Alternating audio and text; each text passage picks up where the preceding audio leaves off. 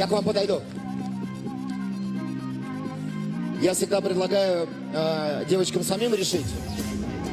Пожалуйста. Я брошу. Поддержишь? Ангелина взяла орел. Может, ты тоже орел? Точно? Ваш выбор, Дарья. Мы первые. Команда Бестис начинает первые. Спасибо большое, девчонки. А теперь я...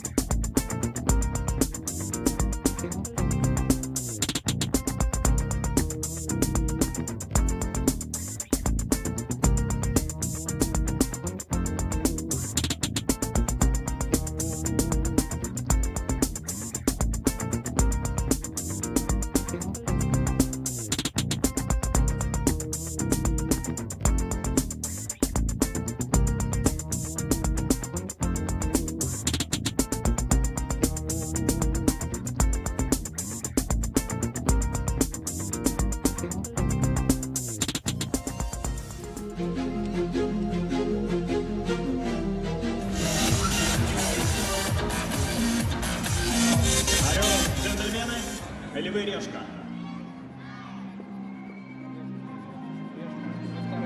Решка. Джентльмены начинают. Рукопожатие. Все максимально честно.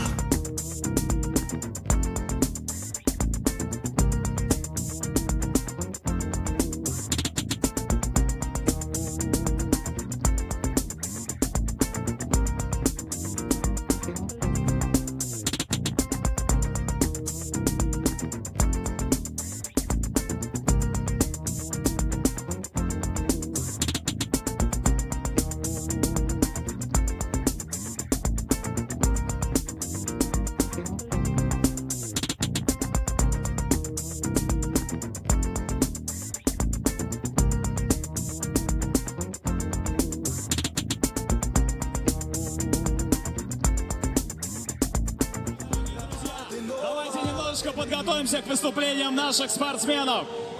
Кто за джентльменов?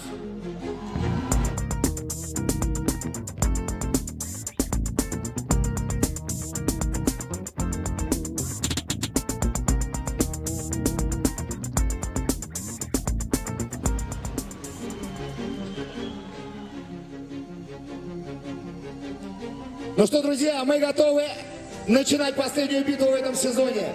Финальный этап гимнастической премьер-лиги 2025. Чувствуете? Вот он, накал энергии. Ведь ставки как никогда высоки.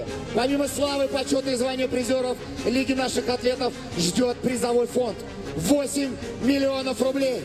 И это еще не все. Самого техничного, самого выносливого, самого ждет специальный приз. Новый автомобиль! Сегодня в финальной встрече проведем вместе с вами мы, двукратный чемпион Европы по регби, телеведущий, мастер спорта Кирилл Кошарин. И заслуженный мастер спорта по спортивной гимнастике, двухкратный чемпион Европы, телекомментатор Эмин Гарибов.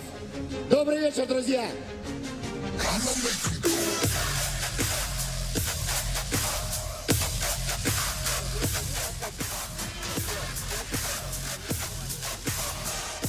Ну все, дорогие друзья, буквально через несколько мгновений мы начнем наш финал.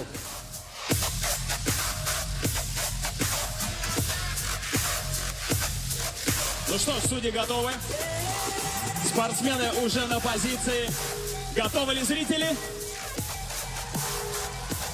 Нет, все отменяется. Так не годится. Давайте еще раз. Зрители готовы? Спасибо.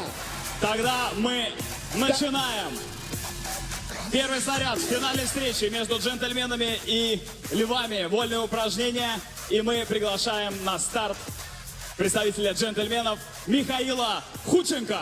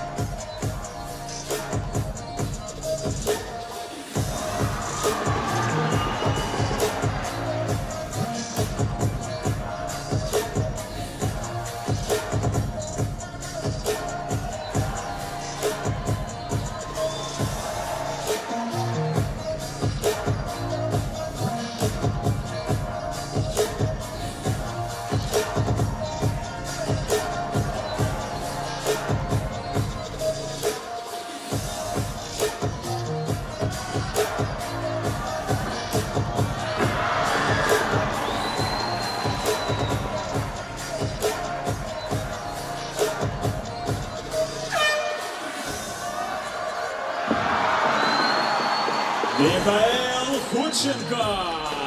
Великолепный Михаил Худченко. Вот это старт.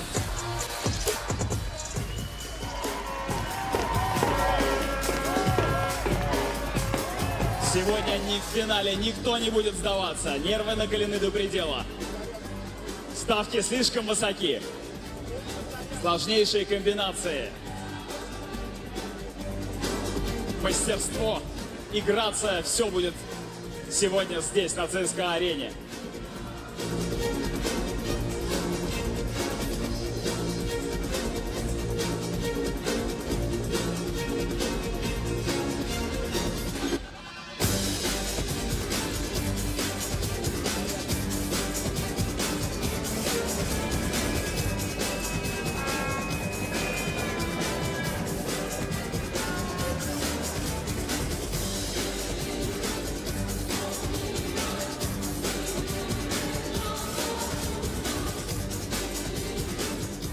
Итак, дорогие друзья, первая дуэль продолжается. На вольных упражнениях против Михаила Худченко из джентльменов готовится выйти Владислав Новокшенов. Львы!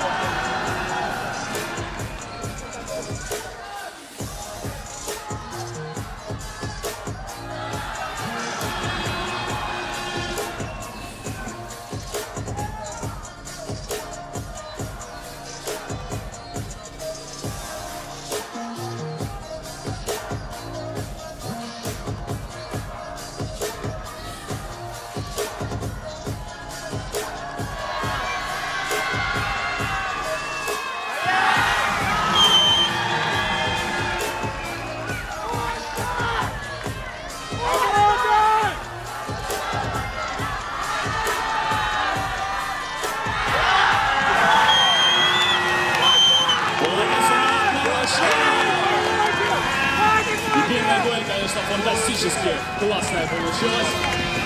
Потрясающее выступление Михаила Худченко и Владислава Новокшенова. Сложнейшие комбинации.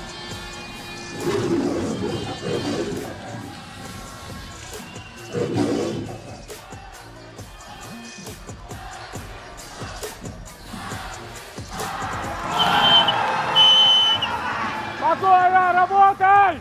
Работай!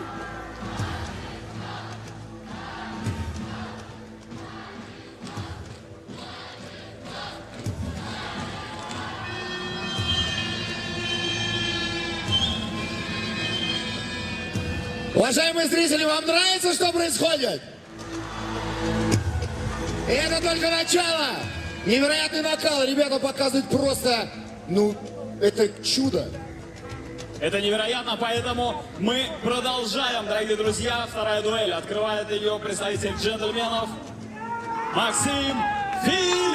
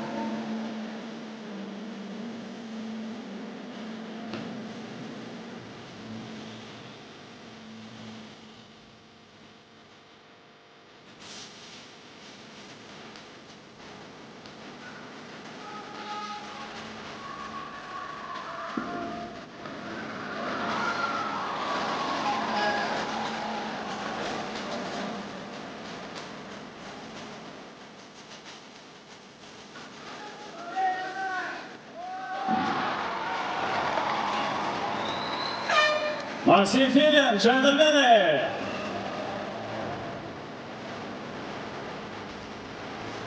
После первой дуэли Владислав Новошонов уступил Михаилу Худченко со счетом 2-0. Джентльмены пока впереди. Миш, расскажи, пожалуйста, невероятный какой-то настрой, ты какой-то максимально злой сейчас вышел. Я немного поправлю. Во-первых, я не выиграл эту дуэль. Ничего страшного, все впереди.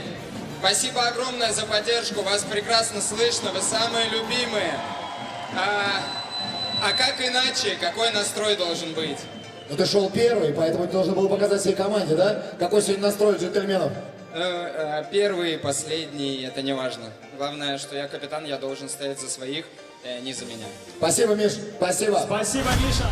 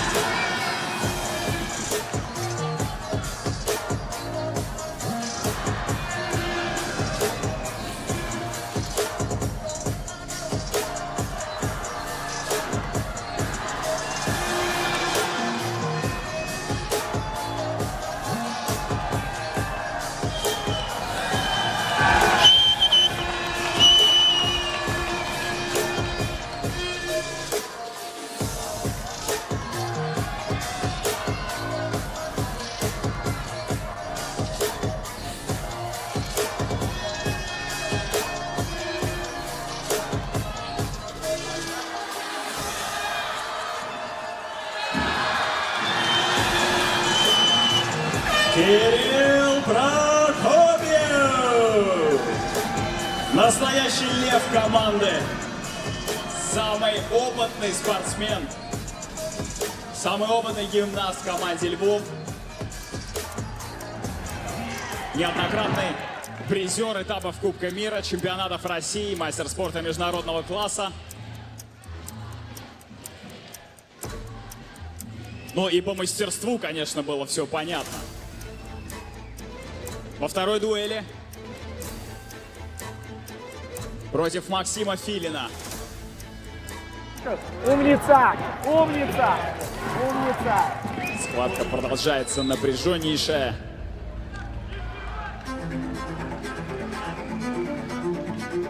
И у нас впереди завершающая дуэль. Третья на вольных упражнениях. И уже на старте готовится представить свою команду джентльменов Иван Куляк.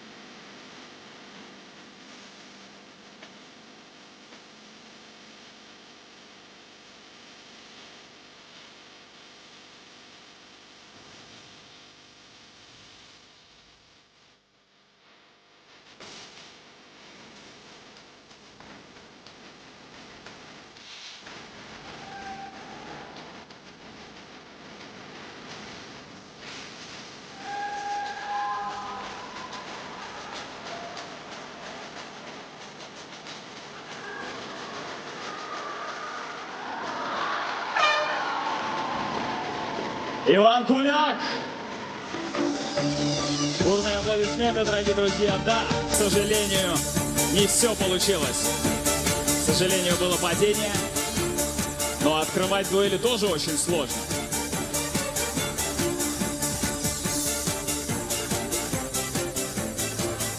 Тем временем результат после двух дуэлей между львами и джентльменами. 6-0 в пользу львов. Джентльмены пока отстают.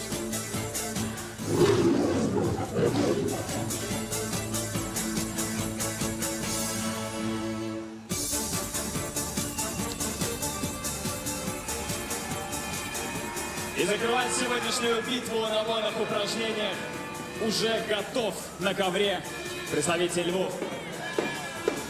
Александр Карцев.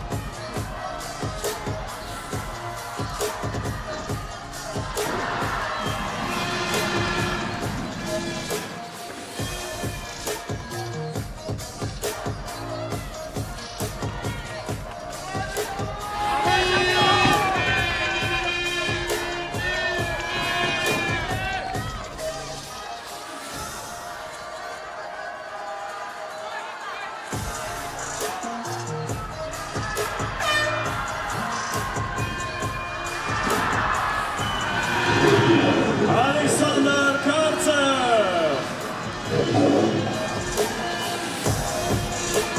Вот это драйв, вот это накал сегодня, конечно. Александр Карцев, мастер спорта международного класса и просто красавчик. Участник Олимпийских игр в Токио. Виталий, скажите, пожалуйста, как вам начало выступления вашей команды? Просто невероятное. Санька, красавчик! Давай, молодец. Мы, конечно, побаивались начать, потому что многие спортсмены моей команды переболели. Очень было сложно. И поэтому мы сделали свое дело, отработали как можем. Ну, соперникам удачи дальше. Мотивация первое место, правильно? Только так. Львы! Давайте поддержим команду Львы!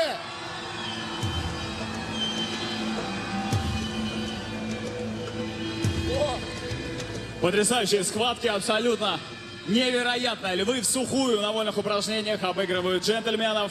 И счет после 3 дуэлей становится 10-0 в пользу львов.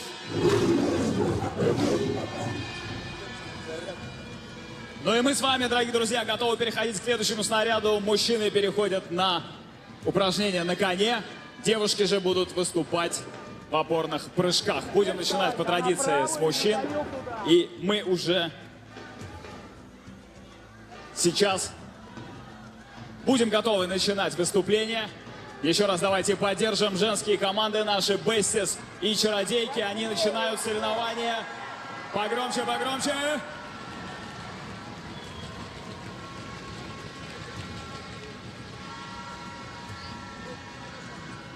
Самые ответственные моменты, когда спортсмены готовятся к своим выступлениям.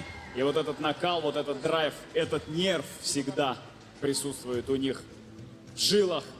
Самое главное, очень правильно себя подготовить к выступлениям. Адреналин бьет через край, уж поверьте, дорогие друзья.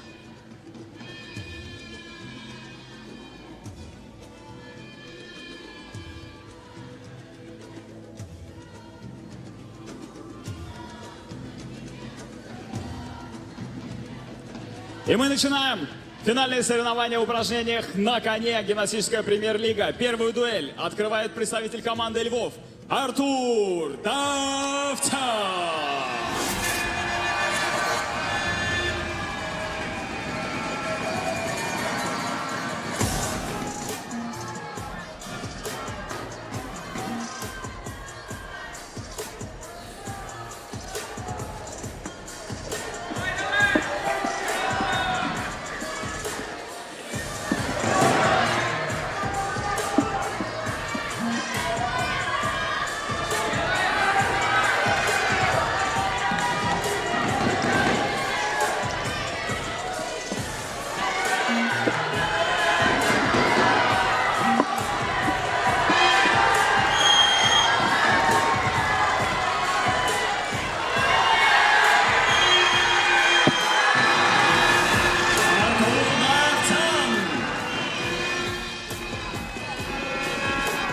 Очень полезный легионер в команде Львов. Двукратный призер Олимпийских игр в опорном прыжке. Заборол коня, заборол. Молодчина, молодец.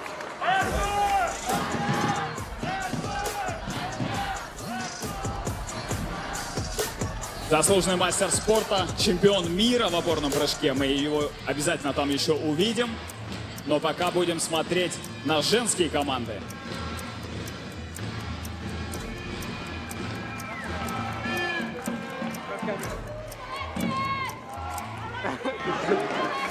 И под звуки Бестис на трибунах слышно и понятно, что сейчас именно они будут открывать первую дуэль в опорном прыжке. И мы представляем Юлию Бирюлю.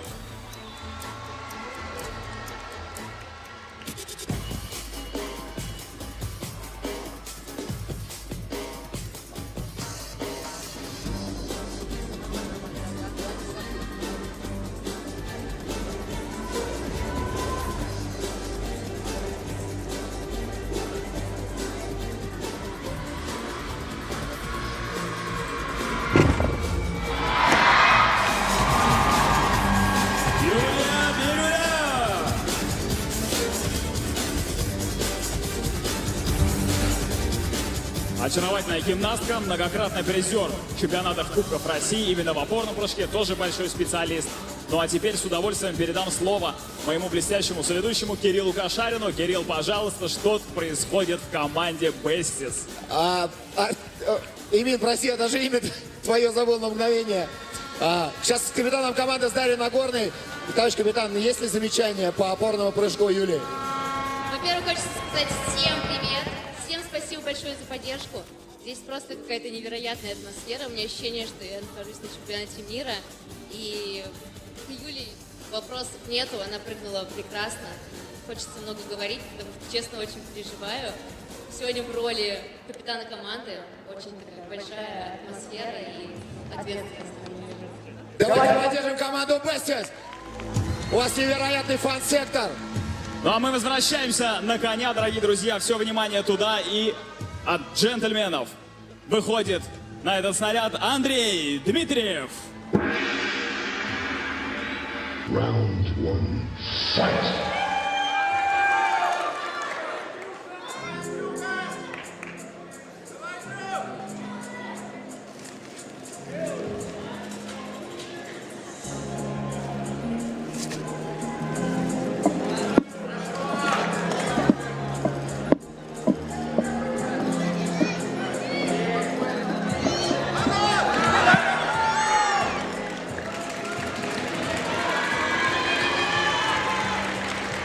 Поддержим, дорогие друзья. Гимнастика, спорт, сложный, координационный.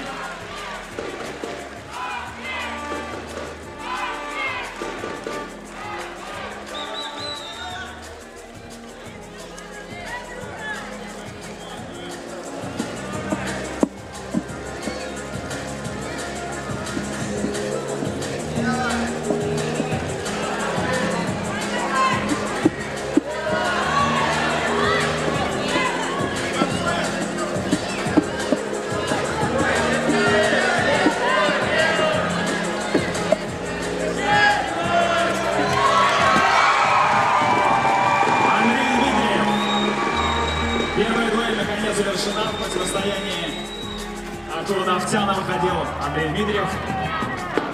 получилось, к сожалению, но дождемся результатов первой дуэли.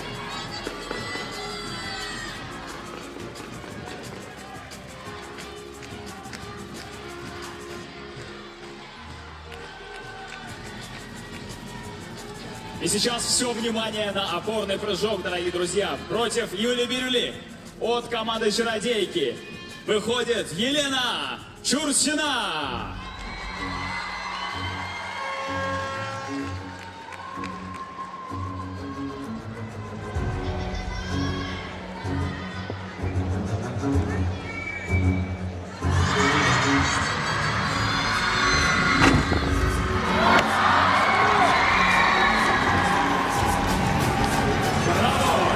Чурсина.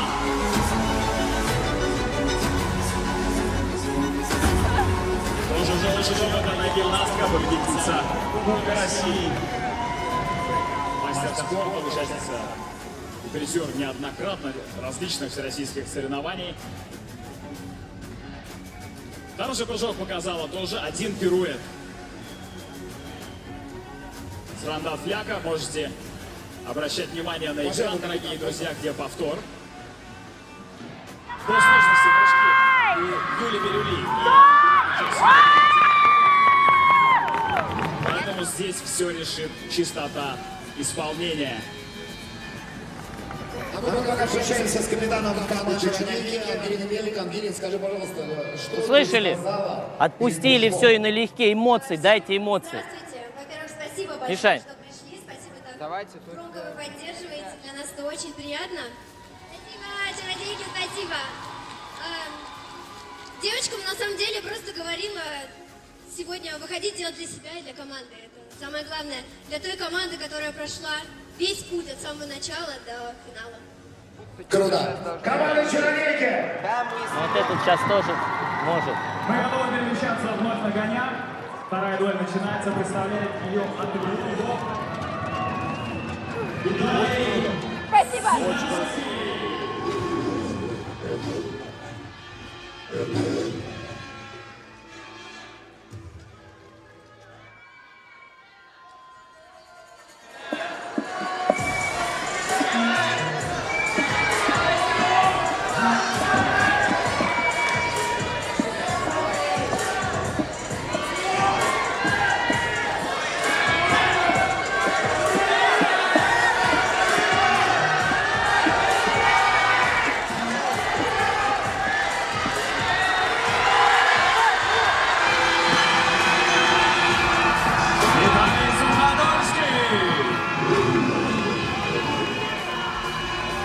Уже из последних сил практически вытащил этот соскок.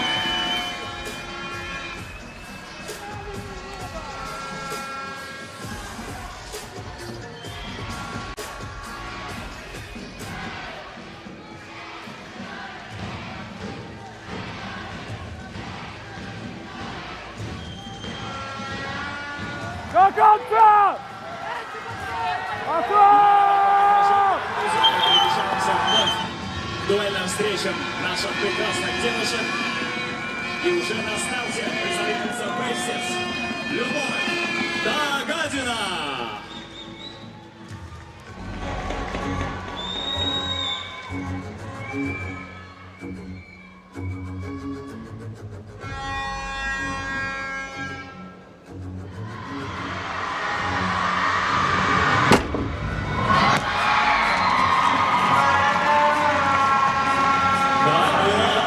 Любовь Дагадина, аплодисменты.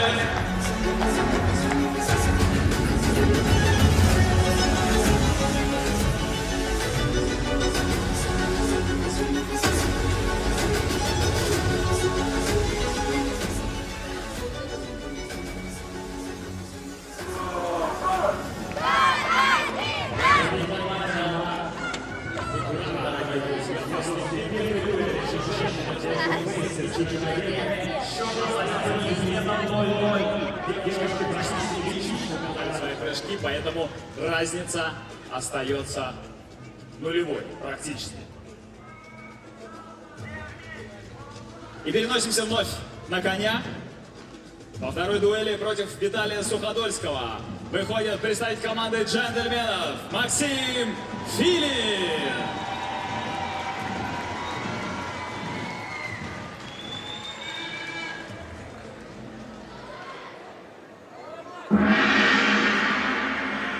Round one, fight.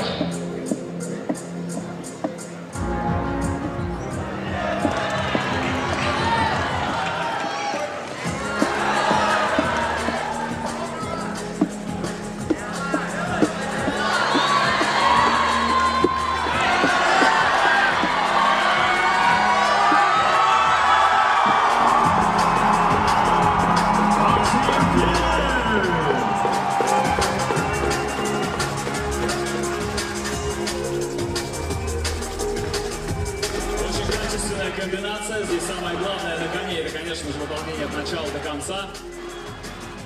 Плюс-минус все спортсмены делают хорошую сложность, показывают качественные элементы. Но именно тот, кто выполнит чище, четче, и, естественно, без ошибок, тот и будет впереди. После первой дуэли Артур Давтян приносит львам еще 4 очка.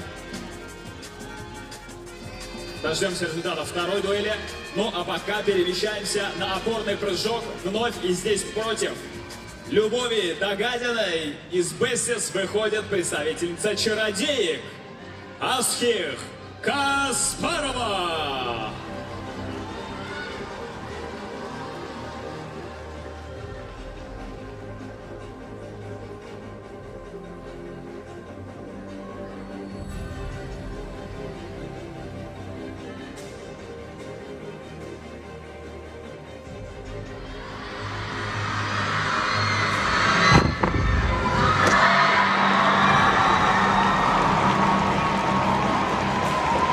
Асхих Каспарова.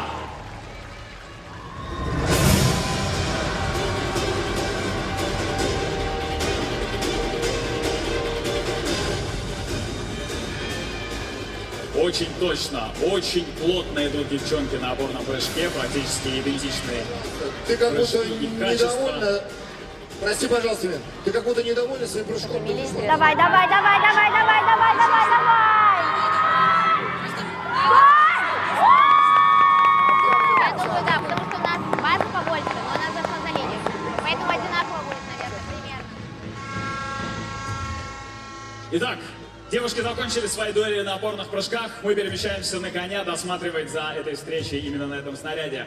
Третья, заключительная дуэль здесь. Начинает ее представитель Львов Кирилл Прокопьев.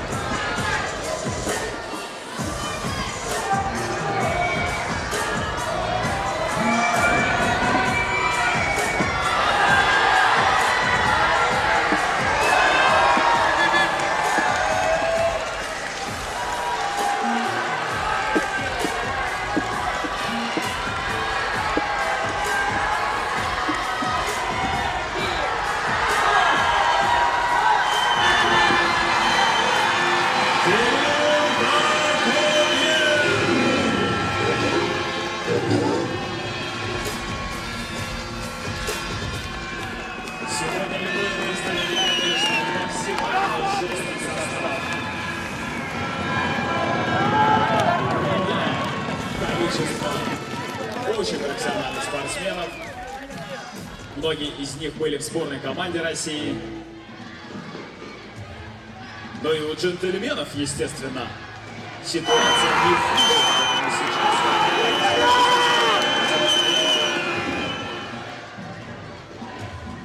Итак, после второй дуэли на опорном прыжке, дорогие друзья, у девушек между Бестис и чародейками вот такая ситуация уникальная, счет остается неизменным. 0-0. Практически все идентично. Одинаково, и никто не смог вырвать. Все, планово дальше также работаем. Все. После завершения этого вида девушки так переходят же в планово. упражнения на разновысокие брусья. Мы обязательно это увидим совсем скоро. Ну а сейчас у нас пока завершается заключительная дуэль на коне и против Кирилла Прокопьева. Нормально, да? Уже на старте получил возможность сделать ответный выстрел. Вячеслав Питков.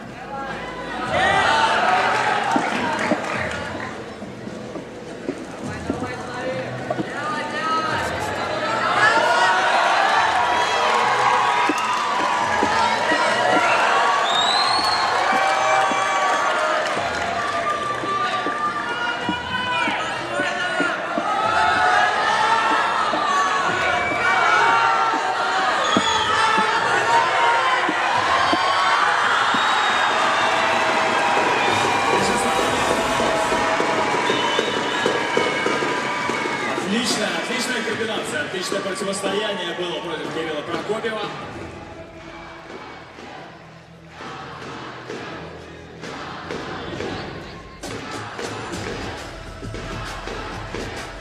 И все, конечно, сразу обратили внимание на эти потрясающие размашистые круги.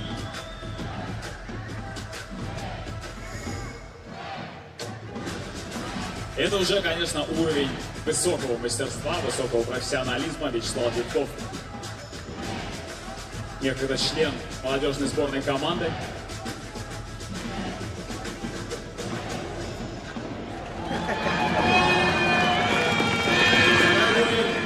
Между джентльменами и львами тоже завершилась ничьей 0-0. Никто не смог принести дополнительные очки команде.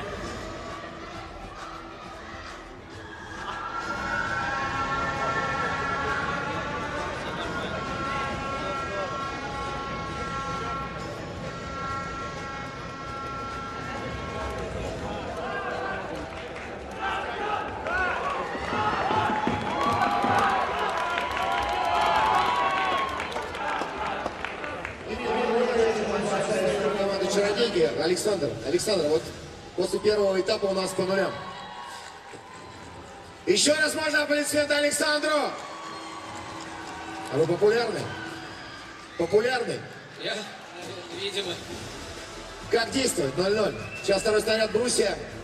Будете ждать ошибку соперника, либо есть какие-то другие мотивы? Ни в коем случае не будем ждать ошибку соперника. Им только удачи, успехов. Они сделают хорошо, мы еще лучше. Им только удачи. Удачи команде Бестис от команды Чародеек.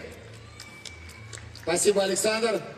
Но вообще это очень интересный случай, когда после первого снаряда ни одна команда не смогла набрать ни одного очка, и поэтому сейчас как будто бы на следующем снаряде у них все по новой возможно.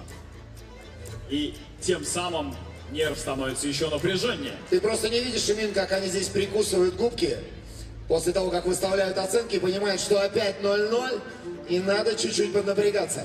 Здесь уже будет решать, конечно, устойчивость и психологическая в первую очередь. Но у нас тем временем третья дуэль между джентльменами и львами на коне завершилась в пользу джентльменов. 3 очка отыгрывают они, и общий счет становится 14-3 в пользу львов.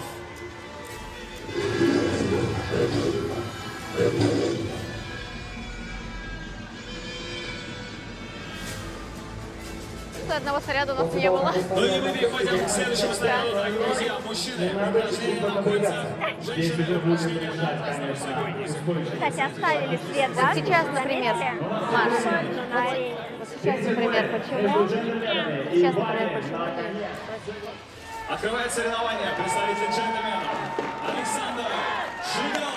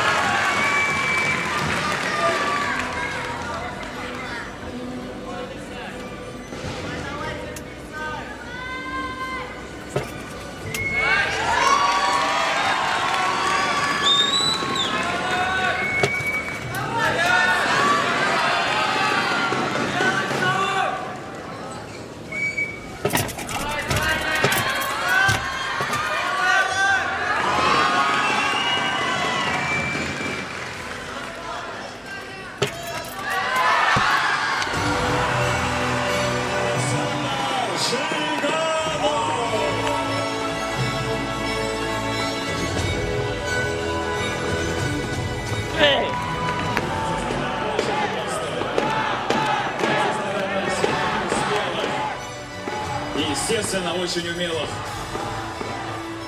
тех, кто обладают невероятной физической силой. Сам Саша уже доказал это, то, что он умеет и достоин представлять свою команду именно на этом снаряде. Четырехкратный победитель первенства России, мастер спорта.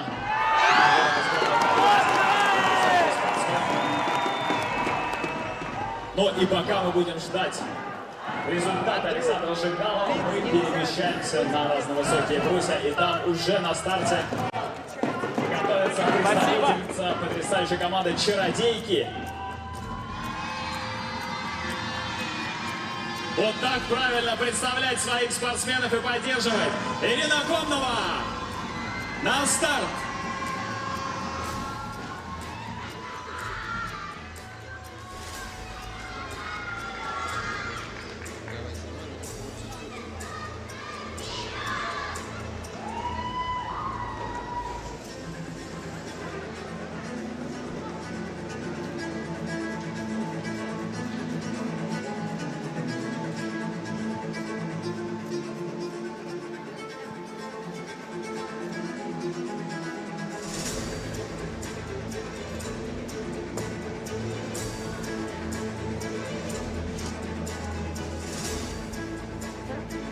Давай, Ира.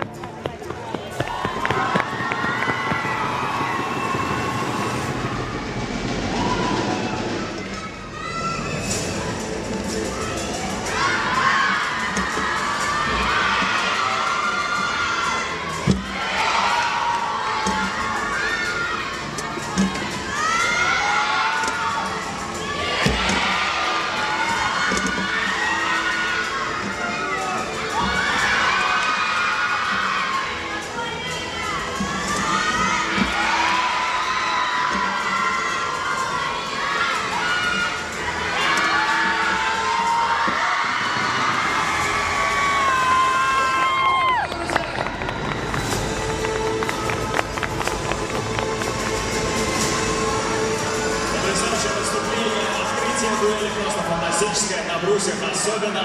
И вот здесь уже, конечно, я думаю, кто-то из команд точно сможет завоевать эти очень нужные, очень важные очки в этом финале. Игорь, можно вопрос? Расскажи, как оценишь свое выступление?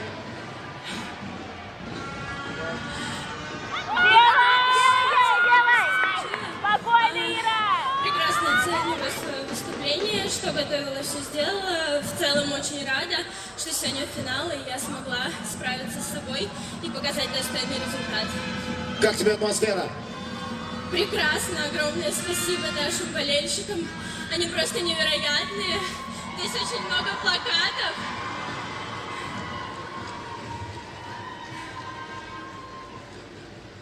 Очень много плакатов, очень много детей. В том числе и мои дети здесь, которых я не вижу. Я, конечно, очень счастлива и рада, что они со мной и поддерживают меня в такой трудный момент. Один из сложнейших соскоков показал 2 с 2 полугруппировки.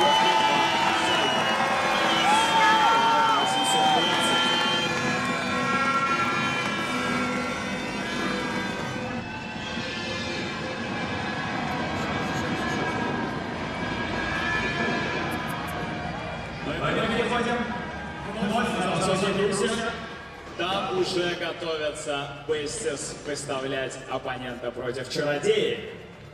Кстати, здесь много кто с базы приехал.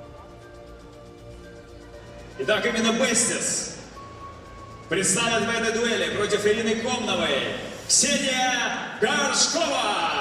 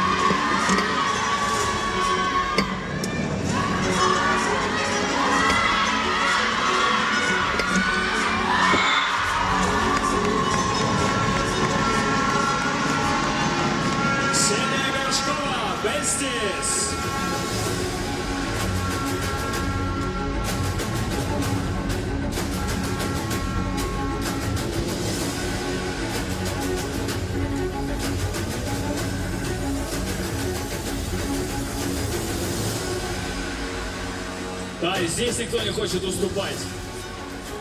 Ирина Комнова потрясающую комбинацию показала в первой дуэли. И Ксения Горшкова тоже. Все работают максимально точно. Имин, я сейчас разговаривал с девчонками из команды «Чародейки», и они все, что Бесси, что «Чародейки», говорят, что все решит бревно.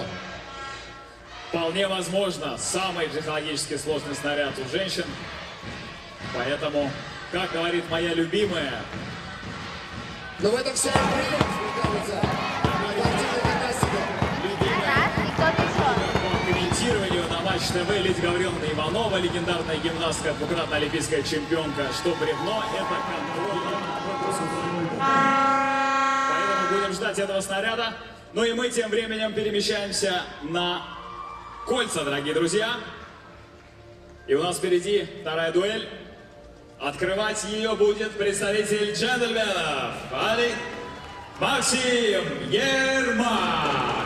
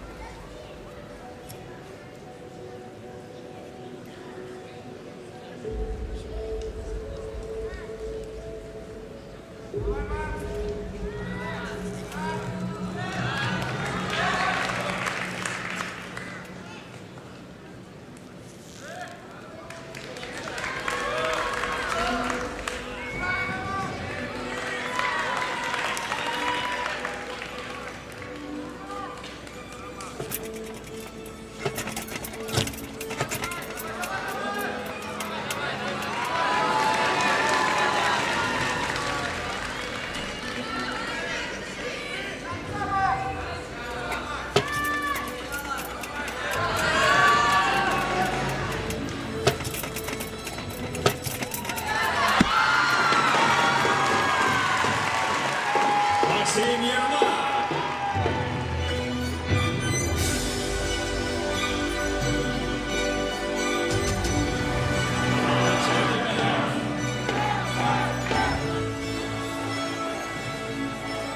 После первой дуэли Артур Давтян принес 2 очка львам еще дополнительно.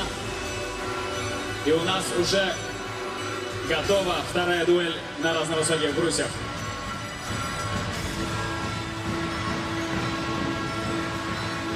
И представляет команду чародеек Диана Паршикова. Молодец, молодец. После первой дуэли Артур Давтян.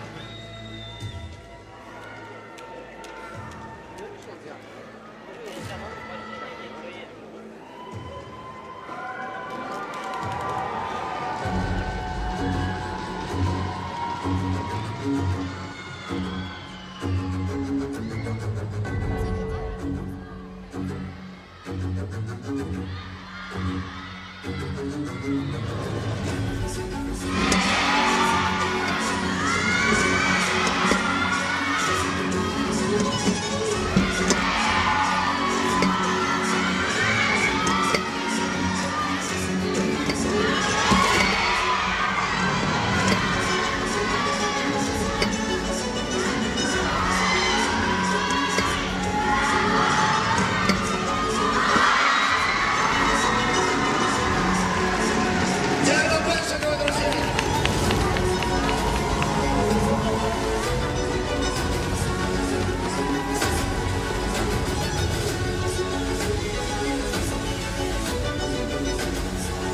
Серебряный бронзовый призер первенства России. Имина, я хочу сказать, что у девочек счет открыт. И команда «Чародейки». Вот так вот. Первая дуэль завершилась. Давайте посмотрим, что успеет твориться у ребят на кольца.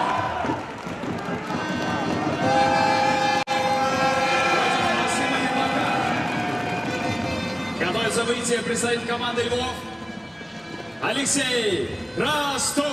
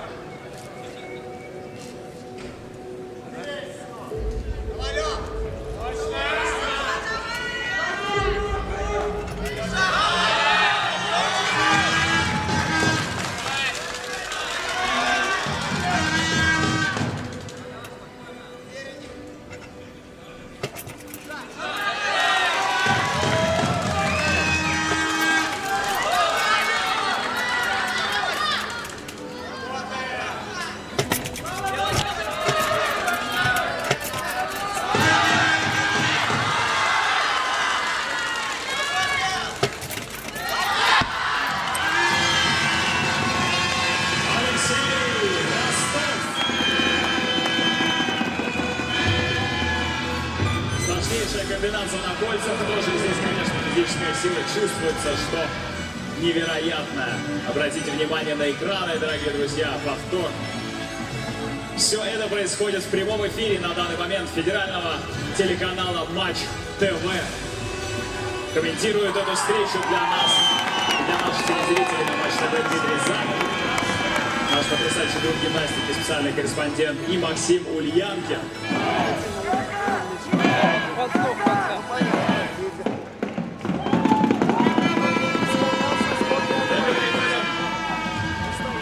Противостояние на брусьях против Дианы Паршиковой уже готово. Давай, брат. Арина! Нет. Стоп. Бестис!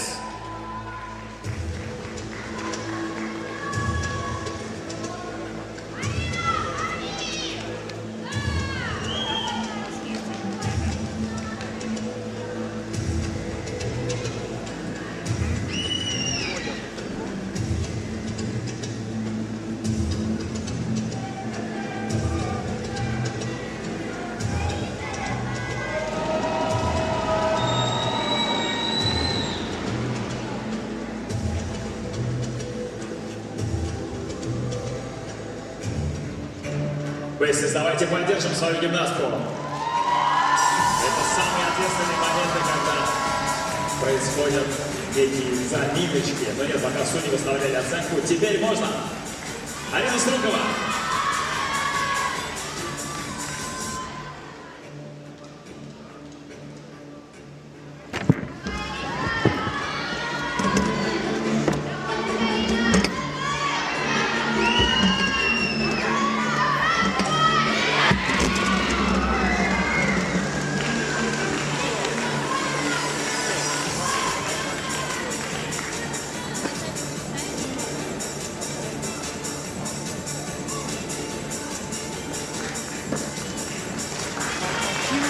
И толкни вперед.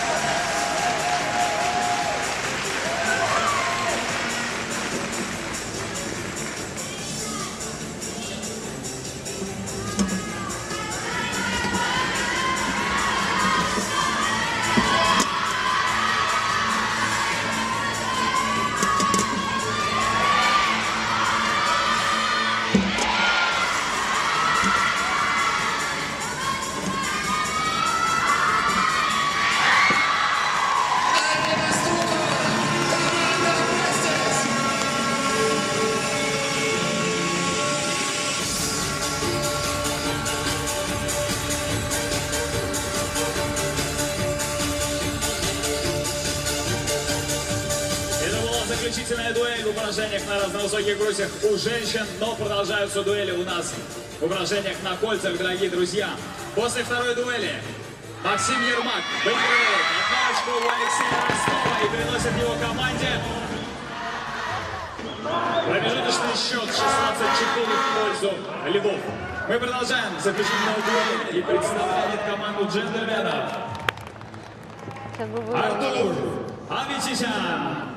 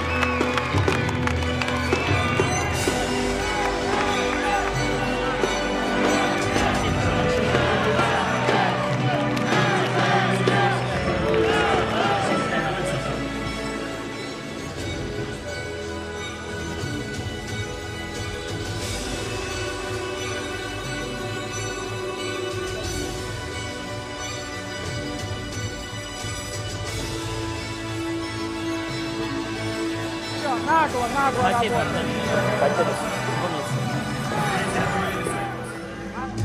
Ну и пока мы ждем результаты Артура Аветисяна за упражнение на кольцах, Диана Баршикова в составе команды «Чародеек» приносит еще одно очко своей команде. И таким образом счет становится 4-0 в пользу «Чародеек».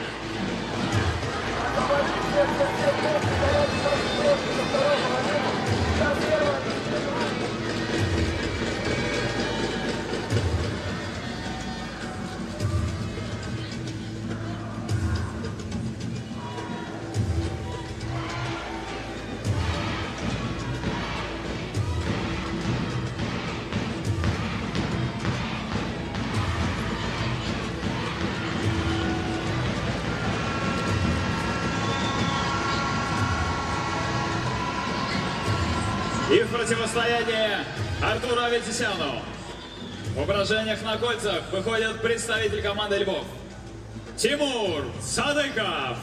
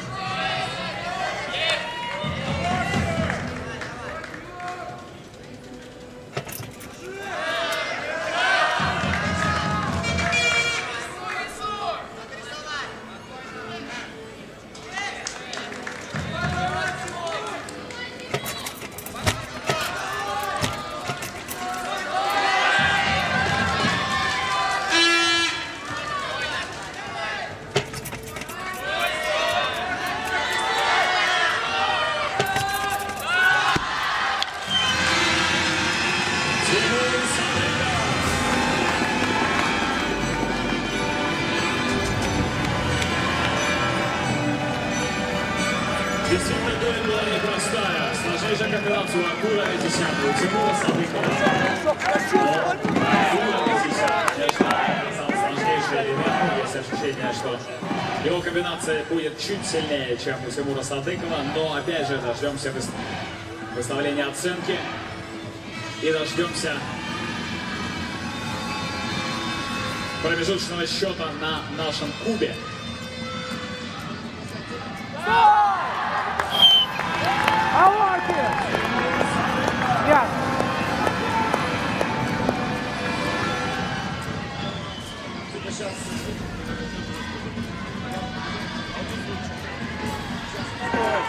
Разминаем, понятно.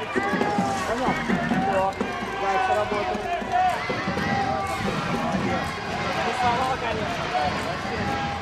Давайте максимально громко, дорогие друзья, поддержим всех сегодняшних наших участников. Громче, громче, громче!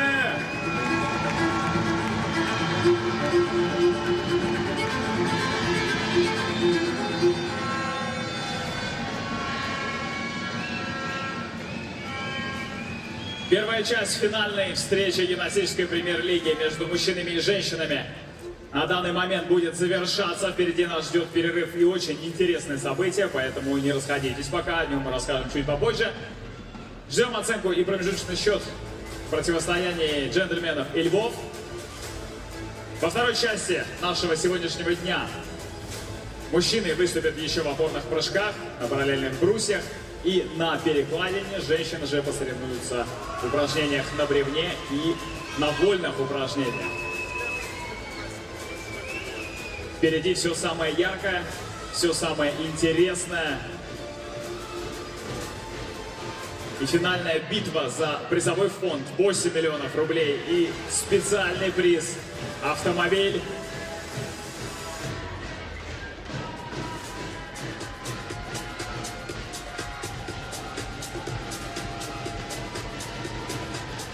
Поэтому дальше будет еще интереснее. Итак,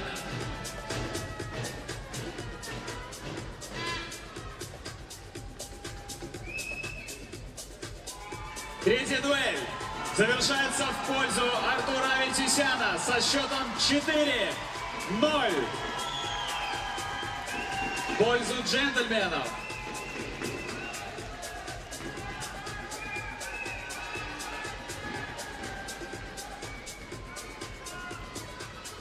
Промежуточные результаты. 16-8 в пользу львов. Львы до сих пор лидируют, но джентльмены уже не уступают, сокращают максимально свой разрыв. И будем желать им удачи во второй части. Но и 6-0 чародейки ведут у Бестис. Друзья, прямо сейчас мы хотим представить вашему вниманию уникальное спортивное событие. Шоу-матч «Олимпийская битва», где сошлись самые вместе яркие наши победители Олимпийских игр, ставшие настоящими символами российского спорта. 5 олимпийцев, дорогие друзья. Спасибо большое, коллеги. Ну, про спортивную составляющую вы нам расскажете. Давайте поговорим про стиль, потому что если бы здесь раздавали баллы именно за стиль одежды, джентльмены, вы бы уже были в космосе по баллам. Как вам самому? Насколько комфортно, Евгений? Мне очень комфортно, и у нас еще впереди, еще вторая часть соревнований, так что нас рано не списывайте, мы еще себя покажем. А то есть вы все равно вот думаете про спортивную составляющую? Я даже не сомневаюсь, что вы навяжете борьбу. Конечно, навяжем, обязательно. Ну вот вас показывает, как вы переживаете. Мне кажется, вот вы сколько нервных килограммов сейчас потратили? На самом деле в полуфинале было нервозней, потому что сражаться за третье место всегда сложнее, чем за первое. Поэтому все идет так, как оно идет. Ну, где-то что-то получается, где-то нет. А про стиль, ну, у меня ребята крутые, и поэтому они заслужили быть другими. Ну вот в жизни вы вот так вот ходите? В жизни редко, скажем так. Но вам очень идет, я бы задумалась на вашем месте. Вот смотрите, давайте все-таки о спорте. Вот насколько было неожиданно, что настолько будете отставать от соперников, и нужно ли сейчас что-то предпринимать, менять тактики? На самом деле 9 встреч, 9 побед, и психологически, наверное, на ребят это все-таки давило, плюс такая атмосфера, и немножко дрогнули, но с коня начали догонять, и на кольцах приближаемся, поэтому я думаю, что еще шансы все у нас есть догнать ребят. Мы вам искренне желаем догнать, потому что хочется борьбы, хочется интриги, хочется вот этого всего, за что мы любим спорт. Все будет решаться на последних 2 видах, поэтому дождемся их и увидим, кто сегодня станет чемпионом. Спасибо большое, желаю вам удачи и прекрасный стиль, прекрасный. А давайте вот посмотрим, Александр Карцев здесь с нами, самый безумно болеющий, наверное, в команде Львов. Александр, вот как у вас хватает сил? И сам отлично выступил, и ребят подбодрил, и здесь болельщиков тоже вот подгоняешь. Иногда самому проще выступать, чем сидеть вот здесь вот и смотреть за ребятами. Уже, как видите, голоса нет, но половина прошла. Мы делаем просто свою работу.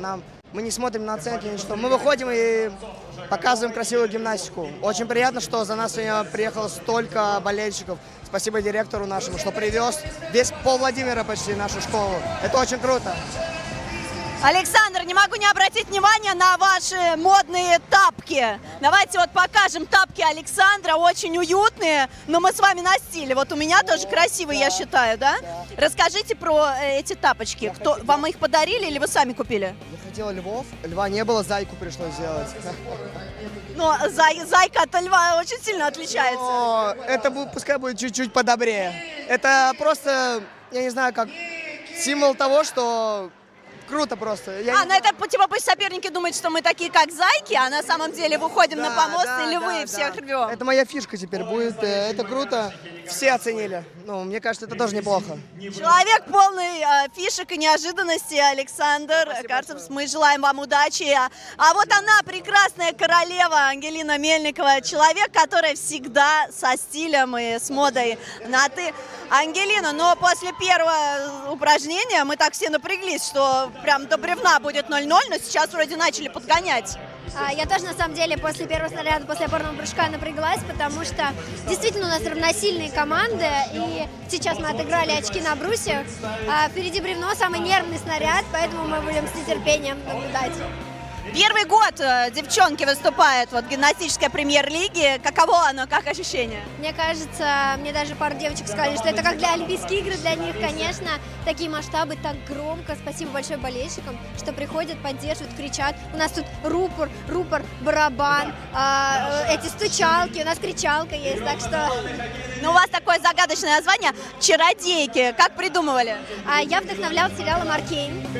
Вот, и там даже главная героиня Джинкс. Вот, и у нас логотип, на нее я опиралась.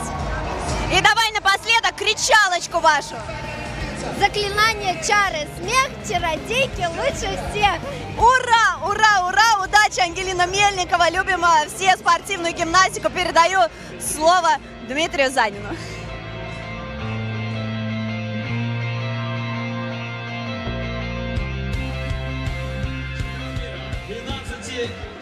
Кратный чемпион России по бегу Юрий Барзаковский, легенда нашей легкой атлетики.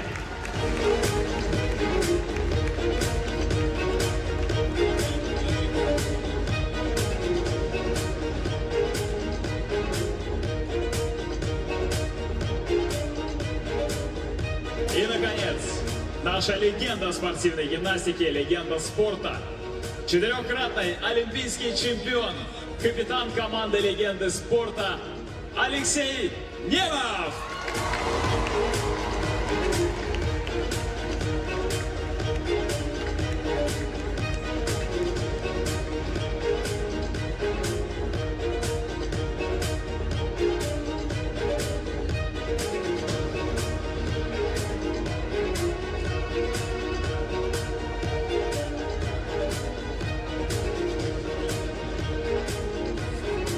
Уважаемые олимпийцы, не могу не задать вопрос. Все ли готовы к опорному прыжку? Есть кто не готовы? Шаг вперед. Нет, и теперь вот так. Никита Крюков. Никита Крюков, Вы олимпийский отказываетесь чемпион. от испытания и поэтому покидаете проект «Прыжки». Но так бывает. Ты не будешь, да, Никит? Все, отлично. Прощайте. Вы проиграли. Но помни, что титаны Нет, ты оставайся. не конечно, сдаются.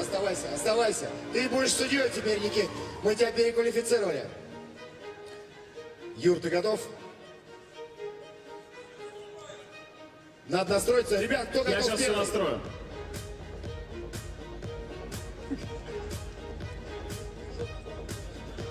Ну что, Максим, давайте начинать потихоньку. Давайте поддержим Мы наших начинаем. олимпийцев. Максим Крамцов. Дмитрий Опорный Кузнецов. прыжок.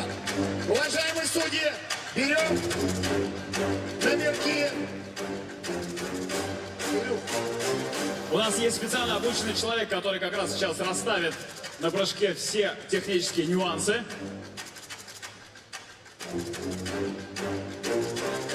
Сейчас, Максим, мы, конечно же, сейчас судей подготовим. Это тоже довольно-таки ответственная работа. Так, судейский корпус. Сейчас они табличками поделятся друг с другом. Итак, Илья Ковальчук, Юрий Барзаковский, Алексей Немов. Кто за артистизм, кто за технику, кто за Присаживайтесь, господа. качество. Сейчас они разберутся. Так, судейская бригада готова. Спортсмен готов. Зрители готовы? Спасибо. Итак, Максим Крамцов, олимпийский чемпион по тхэквондо. Максим, твой выход. Пошел, Матана! И мощнейший разбег.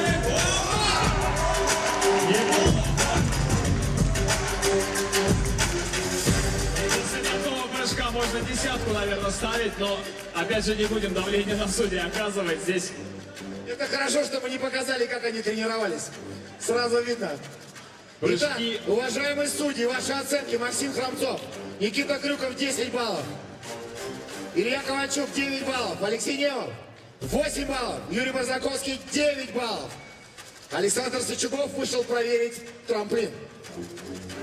Общий счет Общее, среднее, арифметическое у нас 9 баллов. 9 баллов. Средняя. Максим, запомни цифру 9.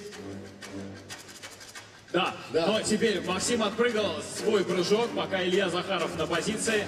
Перед тем, как начинаешь выступать на прыжке, надо обязательно поднять руку судьям, для того, чтобы они разрешили старт. Не будем загораживать нашу легендарную судейскую коллегию. Итак, олимпийский чемпион по прыжкам в воду Илья Захаров. Аплодисменты!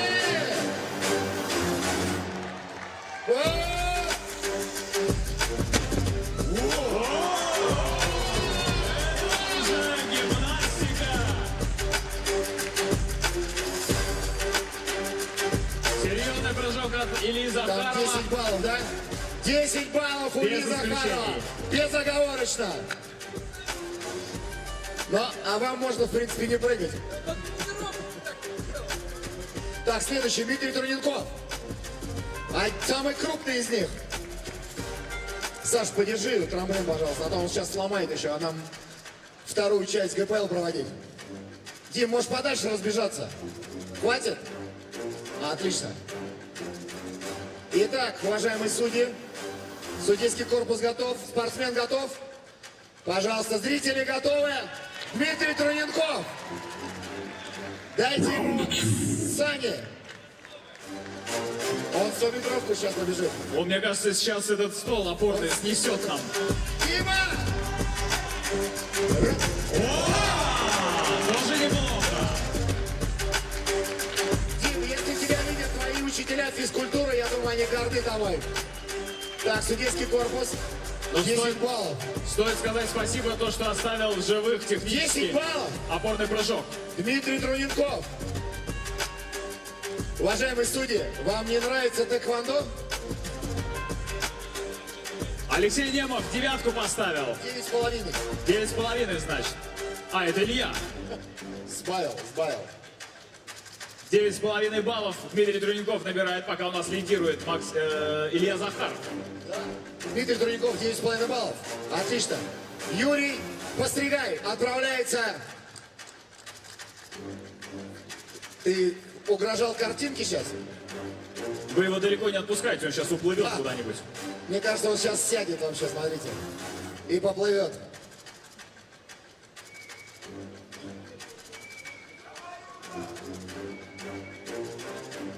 Юра, здесь инсайт от Ильи Ковальчука. Если, говорит, прыгнешь с веслом, 10 баллов тебе автоматически.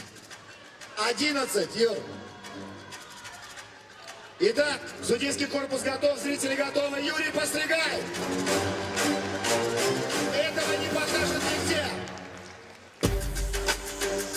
Надеюсь, мы еще увидим Юрия Постригая.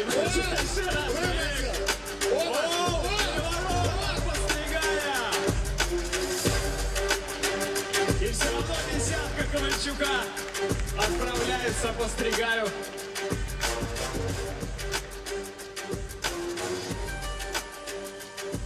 Алексей Немов 9 баллов. Никита Крюков 9 баллов.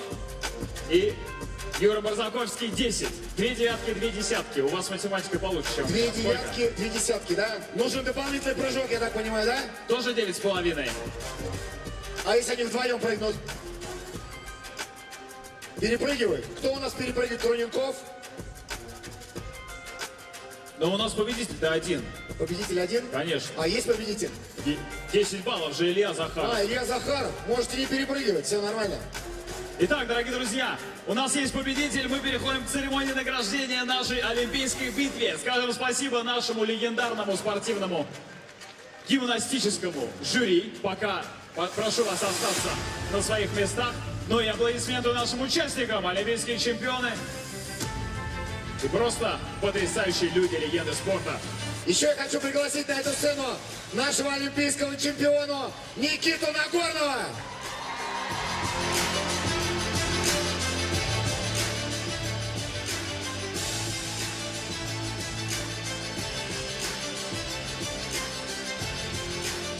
Он на работе сегодня. Вы можете, пожалуйста, оставить в покое уже это все? Ребята выступать хотят, им разминаться надо. Ты сам это придумал. Устроили здесь, это не я, это все Кирилл. Просто-напросто. Никита Валерьевич, Илья Валерьевич, прошу вас, пожалуйста, наградить нашего Илью заветным кубком и чеком. И чеком. Победителем нашей олимпийской битвы, олимпийский чемпион по прыжкам в воду Илья Захаров.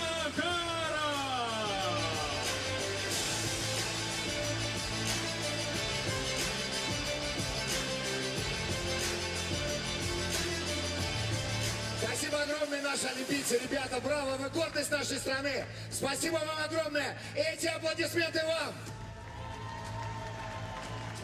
Ну и давайте, дорогие друзья, все-таки посмотрим этот замечательный ролик, как они тренировались. Теперь уже это как возвращение. Буду Внимание на экран. в роли гимнаста. Чувствую запах пота, чемпионства, побед, крови. Я думаю, оба справимся. Мы же олимпийские чемпионы и титаны не сдаются! Помогите!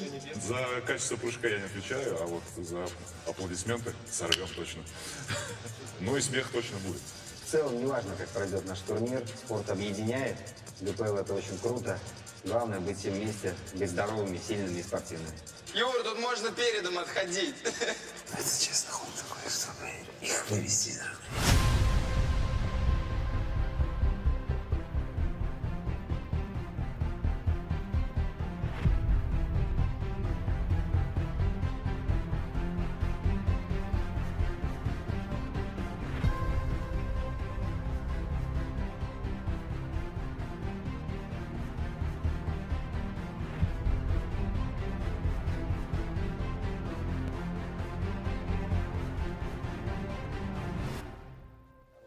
На планете. Все получилось.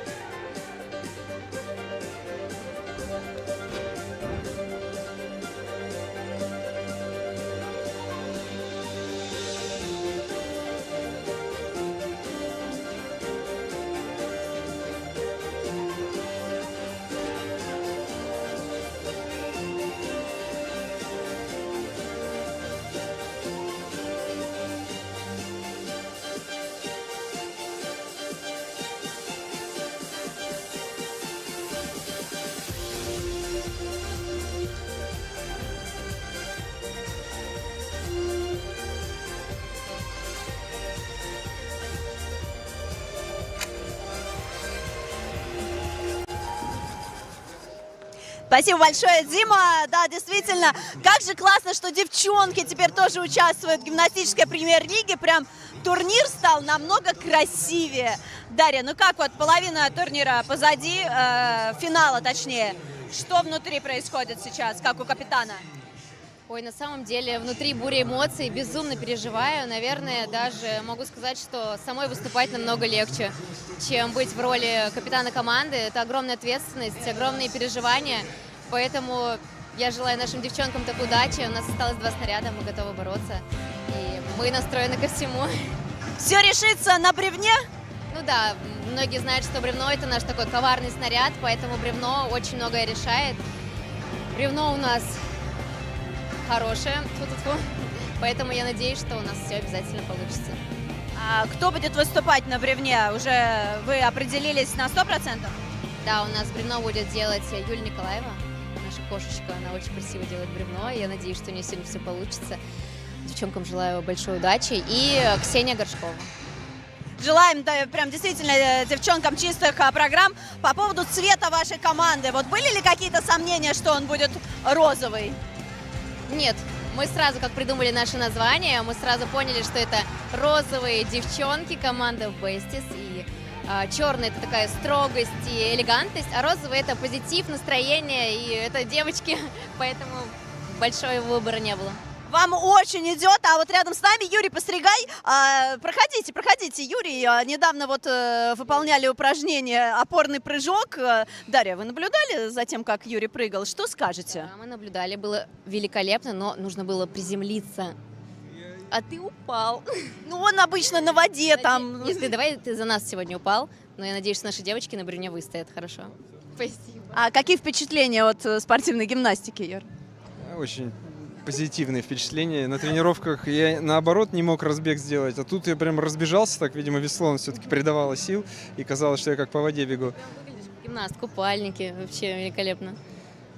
Прям в полной форме. Конечно, у нас все точно так же. Комбинезончики. Не, ну в смысле, давай по-честному. Вот что общего между греблей и спортивной гимнастикой? Первая буква. Начинается все. А смотри, был ли выбор опорный прыжок, может быть, кольца? Нет, у нас выбора не было. И вообще изначально мы должны были самый легкий элемент перелететь, как Дима Труненков. Ноги в сторону, но потом решили усложнить и сделать каждому прыжок индивидуальный. Долго учил этот прыжок? 2 тренировки получилось по 40 минут, надо больше. Без тренировок здесь никуда, здесь безразрядный. Разряд не выполнил. Ну, а может быть, ты переволновался из-за того, что тебя сам Михаил Худченко подстраховывал? Я переволновался. Не, сейчас Саша Сычугов сейчас страховал. А он меня дотронулся до меня? Я не видел, я не чувствовал. Это очень мило, как олимпийский чемпион так искренне переживает, что немножечко проиграл на шоу-турнире. Дотронулся, если, то тогда... А если не дотронулся, то это вообще круто. Ну, я перелетел и упал, да. Но... Все, не переживай. Оставляем Юрия Постригая с его переживаниями и продолжаем наслаждаться спортивной гимнастикой. И желаем команде Дарьи Нагорной большой удачи. Большое спасибо. Дима, тебе слово.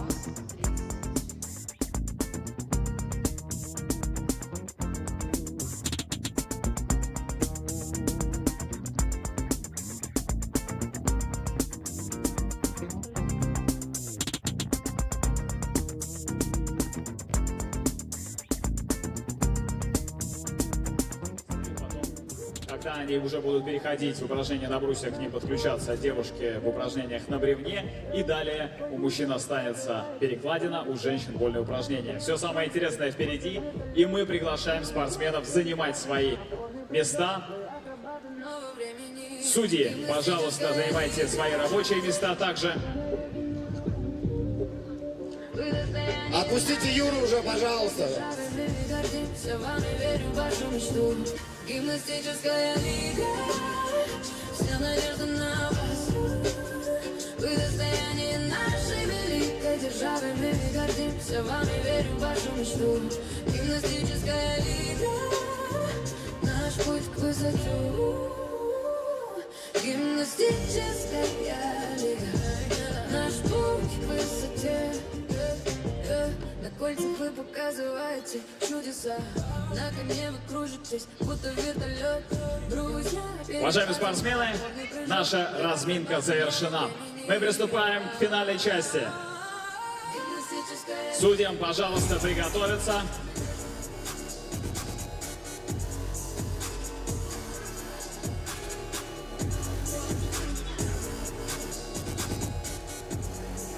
И буквально через мгновение стартуют дуэли на опорном прыжке.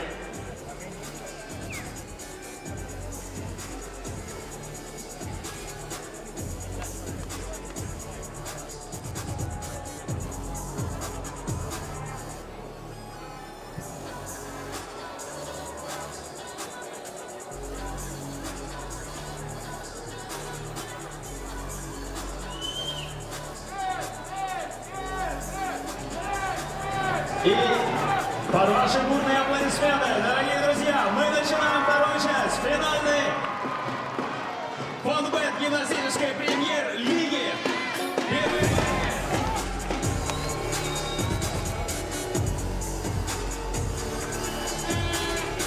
Все внимание на опорный прыжок.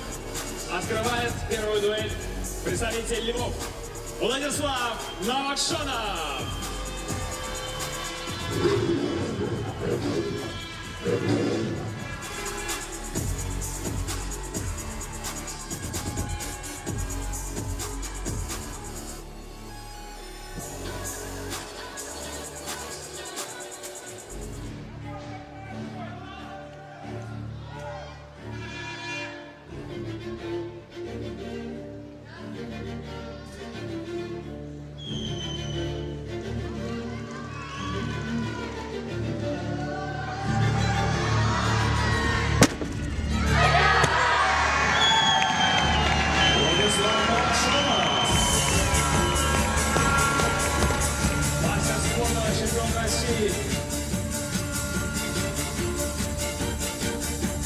Непростой прыжок с переворота, двойное сальто вперед.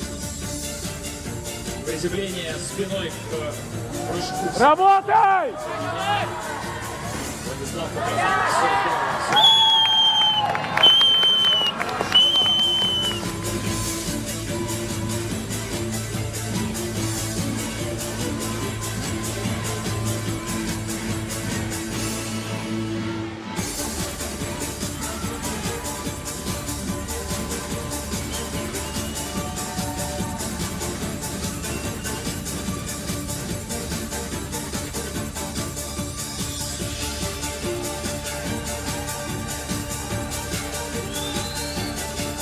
После первой части соревнований промежуточный счет между львами и джентльменами 16-8 в пользу львов.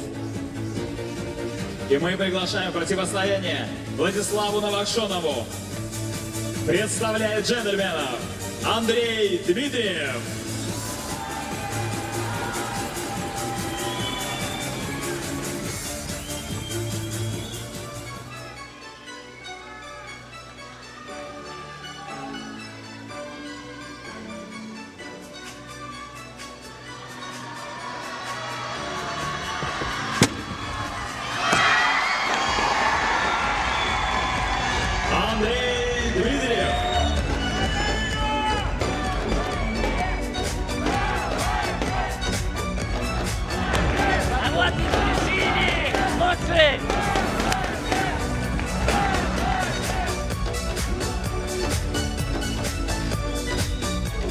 Конечно, здесь у Андрея Дмитриева прыжок чуть проще, чем у Владислава Новокшонова, поэтому у львов вновь есть шанс вырваться вперед. Точнее, не вырваться, а увеличить этот отрыв от джентльменов. Принести в копилку еще несколько очков. Первая дуэль завершена. Мы перемещаемся потихоньку уже ко второй дуэли.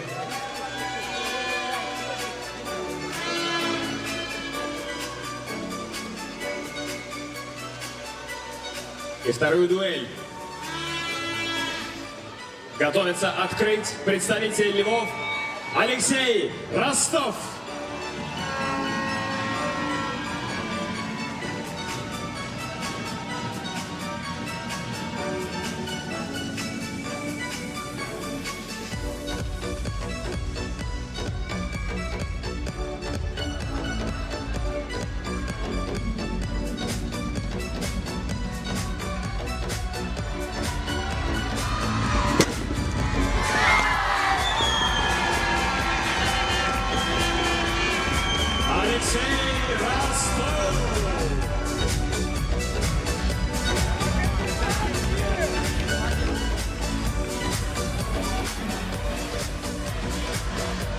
показал классический традиционный прыжок Цукахара на 720 с хорошим чистым исполнением.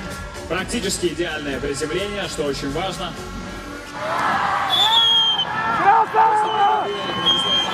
Приносит еще одно очко своей команде в противостоянии с Андреем Дмитриевым.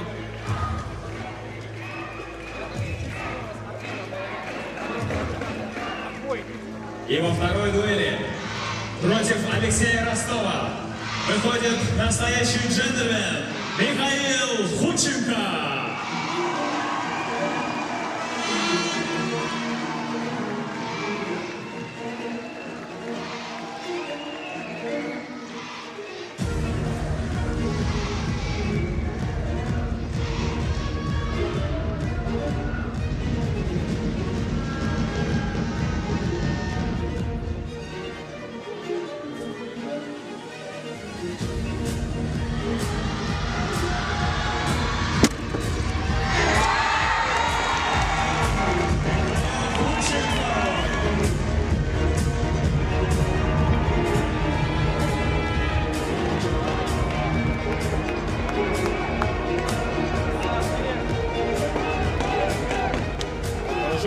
Сложности выше на 0,4, чем у Алексея. Давай, давай, Миша. Здесь, конечно, Миша может отыграть для джентльменов еще несколько очков. Исполнение было практически хорошее и у Ростова, и у Худченко. Впереди у нас третья дуэль.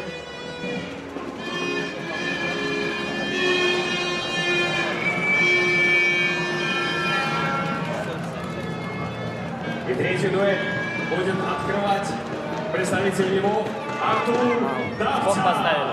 Минут 6. И сколько десятых?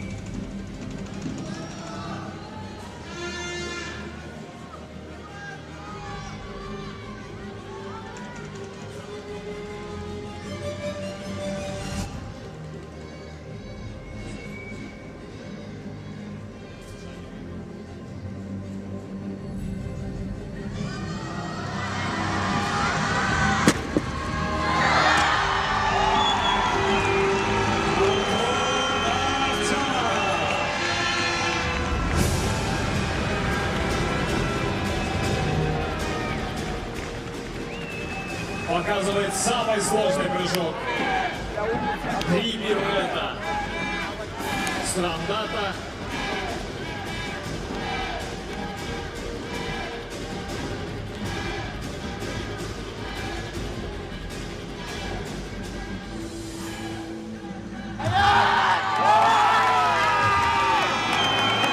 С потрясающим приземлением. Именно чемпион мира и двукратный призер Олимпийских игр. Поэтому здесь, конечно, он зарабатывает большое количество очков для Львов. После второй дуэли счет между джентльменами и львами 17-10 в пользу Львов. Впереди у нас остается заключительное противостояние против Артура Давтяна. На помост готовится выйти Максим Ермак.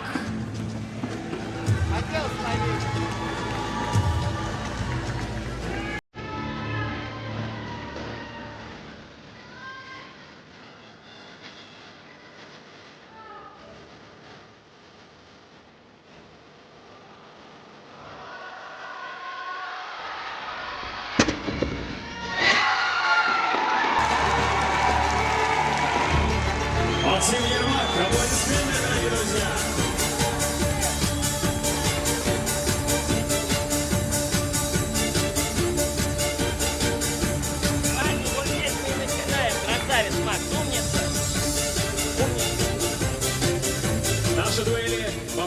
прыжках завершены. Мужчины сейчас уже переходят в упражнения на брусья, готовят там свой снаряд, также подключаться к нам девушки в упражнениях на бревне, и мы уже совсем скоро готовы начинать следующий 5-й вид гимнастического многоборья. У нас возвращаются девочки. И Горшкова Ксения из команды Бестис.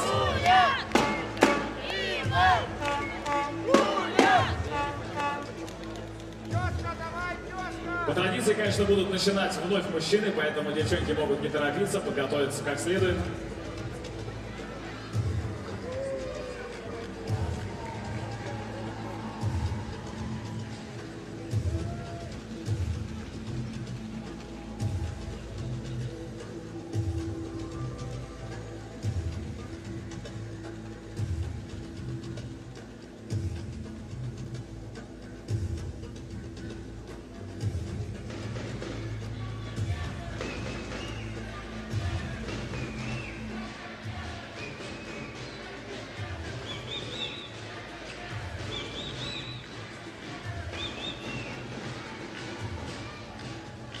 Итак, счет последней дуэли, дорогие друзья, между джентльменами и львами. 4-0 в пользу команды львов. Артур Давтян приносит максимальное количество очков своей команде, и по итогу счет 21-10.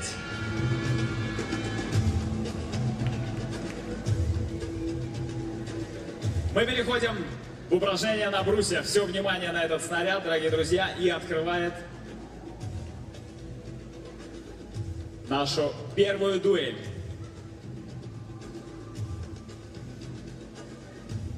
Внимание! Самый ответственный момент сейчас у джентльменов. На брусьях все может измениться в их пользу.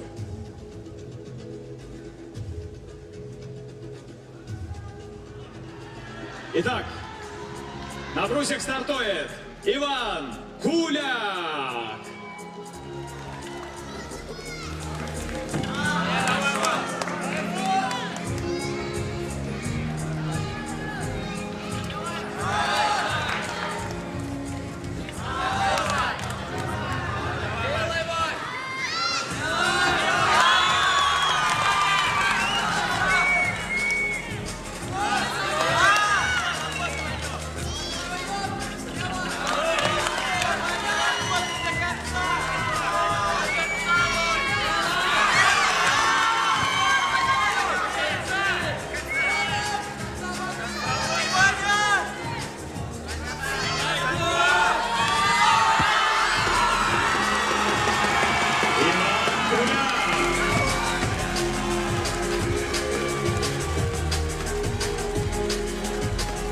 Кубка мира. Чемпион России в упражнениях на брусьях. Этот снаряд для него особенно хорош.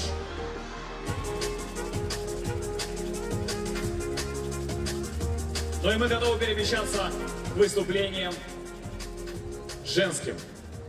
В упражнениях на бревне команду Бестис представляет Ксения Горшкова.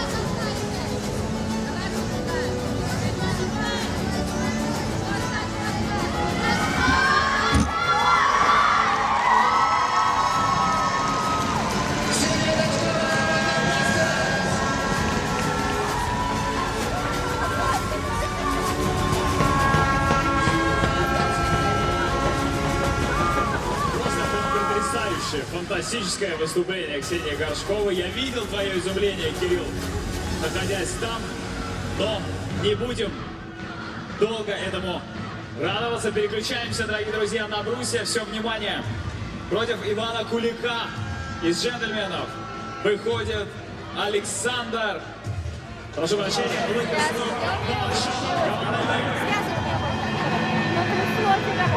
А потом ты сделала эту нормальную связку? Это можно, да? Ты была к этому готова? Ну, имею в виду, ты знала, да? Все, она знает, говорит нормально все.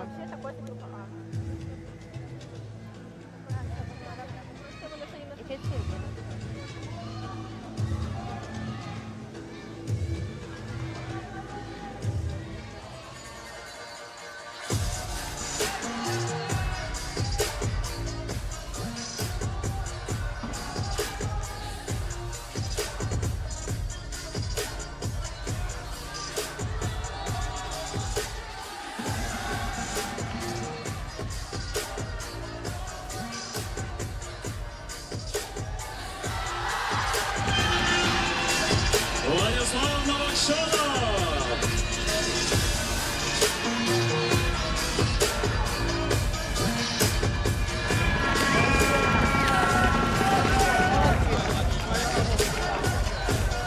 И результат этой дуэли мы обязательно объявим чуть позже.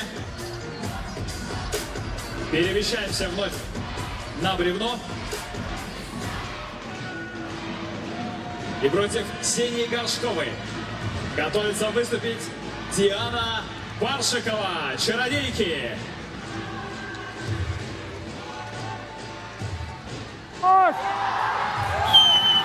Молодец! Молодец! Молодец!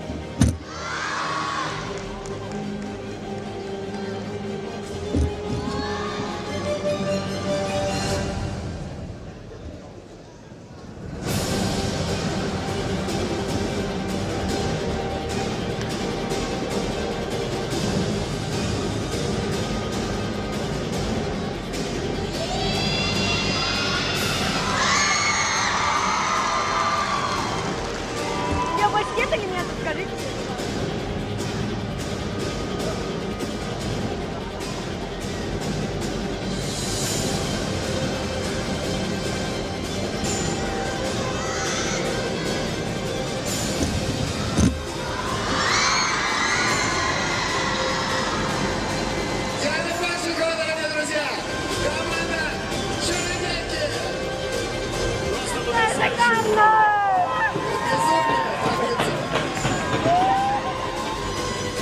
Мощнейшие схватки на бревне у девушек, но и такие же мощнейшие у мужчин на брусьях. И мы переключаемся вновь на брусья, дорогие друзья. Следующая дуэль открывает ее представитель джентльменов Александр Жигалов. Аплодисменты!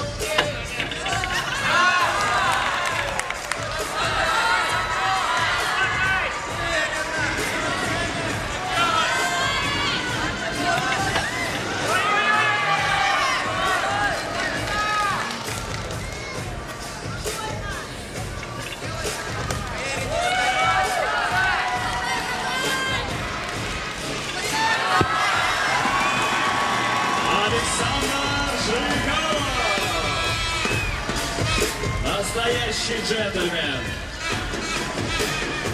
Дорогие друзья, обратите внимание на экран после первой дуэли. Счет 4-0 в пользу джентльменов. Иван Куляк блестяще заработал эти 4 очка для своей команды. И посмотрим, что ответят львы. Но это чуть позже, пока у нас продолжаются дуэльные схватки в упражнениях на бревне.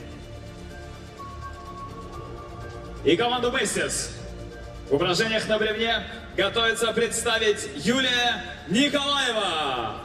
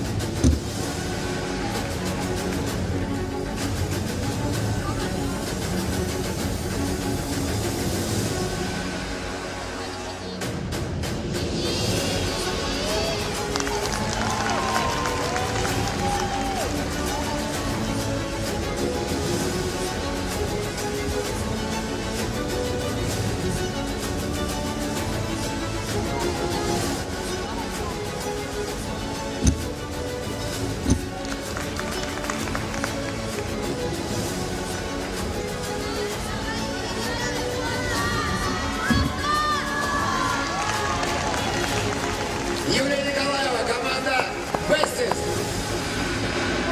Сколько нервов на сегодня.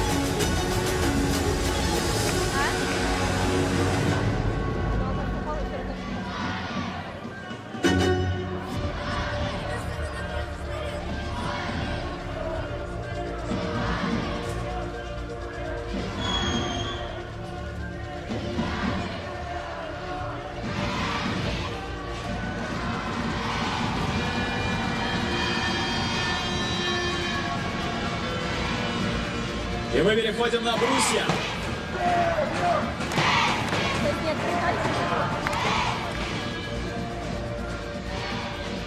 Команду Львов готовится представить Виталий Суходольский.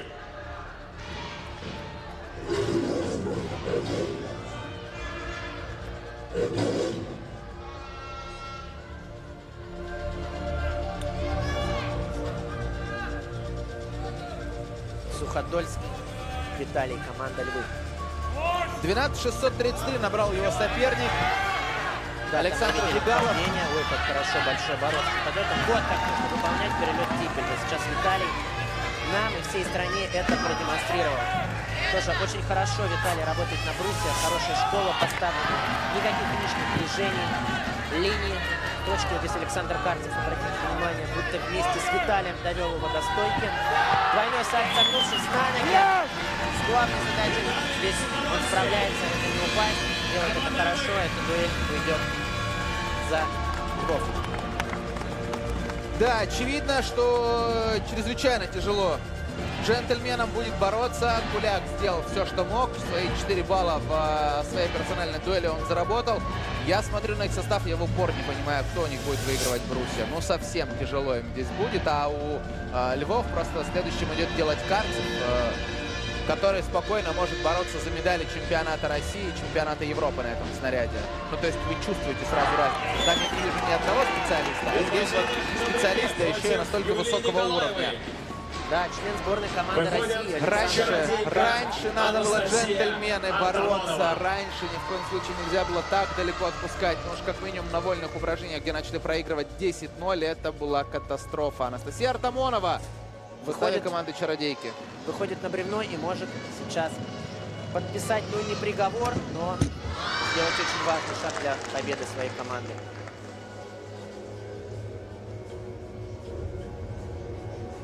Очень сложная программа у Анастасии Артамоновой, Ангелина Мельникова на фоне. Делай Так, нормально, дальше делай.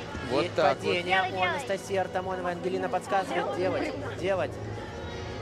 12 566 оценка Юлии Николаевой, но у нее тоже было падение.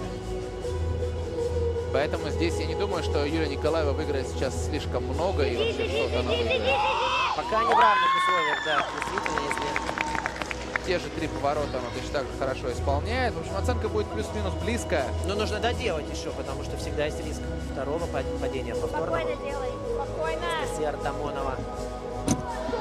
20-летняя спортсменка из Самары. Так, тоже немножко ошибается. Да, представительница Самарской школы гимнастики, как и Диана Паршикова. В составе команды «Чародеек». Стоять! Не уверенно после падения работает. Анастасия, видим покачивание. Арабская сальто, хорошо. Уверенно после падения работала Ангелина Мельникова в финале женского многоборья на чемпионате мира, когда она говорит, я когда упала с бревна, поняла, что мне вообще не страшно проиграть. Я 4 года нигде не выступала. Ребят, если вы кто-то сейчас меня обойдете, да без проблем. Я просто хочу здорово здесь выступить. И вот на таком расслабленном состоянии, но при этом, естественно, максимально сконцентрированной, сосредоточенной, она выиграла титул абсолютной чемпионки мира. И в этом ее величие. До конца Анастасия Артамонова свою программу, несмотря на падение. Здесь, конечно, преимущество за чародейками перед заключительным видом. Сейчас та ситуация, когда все в их руках. Бестис недостаточно сделать свое идеально.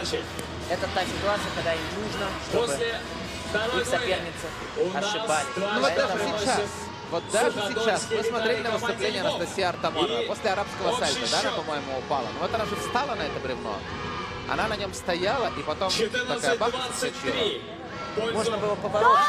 Ну, как минимум. А то и вообще не нужно было так делать. Но я думаю, такие моменты тоже. Ну, согласен, мы тоже с тобой такие специалисты на бревне сидим. Я на нем вообще ни разу не стоял, начнем с этого. Нет, ну я залезал пару раз. С трудом представляю. Сильно ничего не меняет, конечно. Виталий Суходольский 2-0 выигрывает эту дуэль у Александра Жигалова. И счет у нас становится все более и более звонким. 23-14. И выходит Вячеслав Витков. Кстати, Вячеслав очень даже неплохо на этом снаряде. Поэтому здесь не так уж и просто будет Александру Карцеву забрать эту дуэль. Все, внимание на экран. Вячеслав Витков. Но нет, вот ошибки. Ошибки — это эти ненужные переступания. Диамилевская.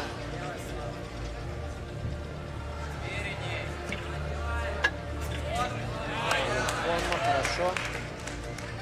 Из Великого Новгорода гимнаст, 19 лет ему.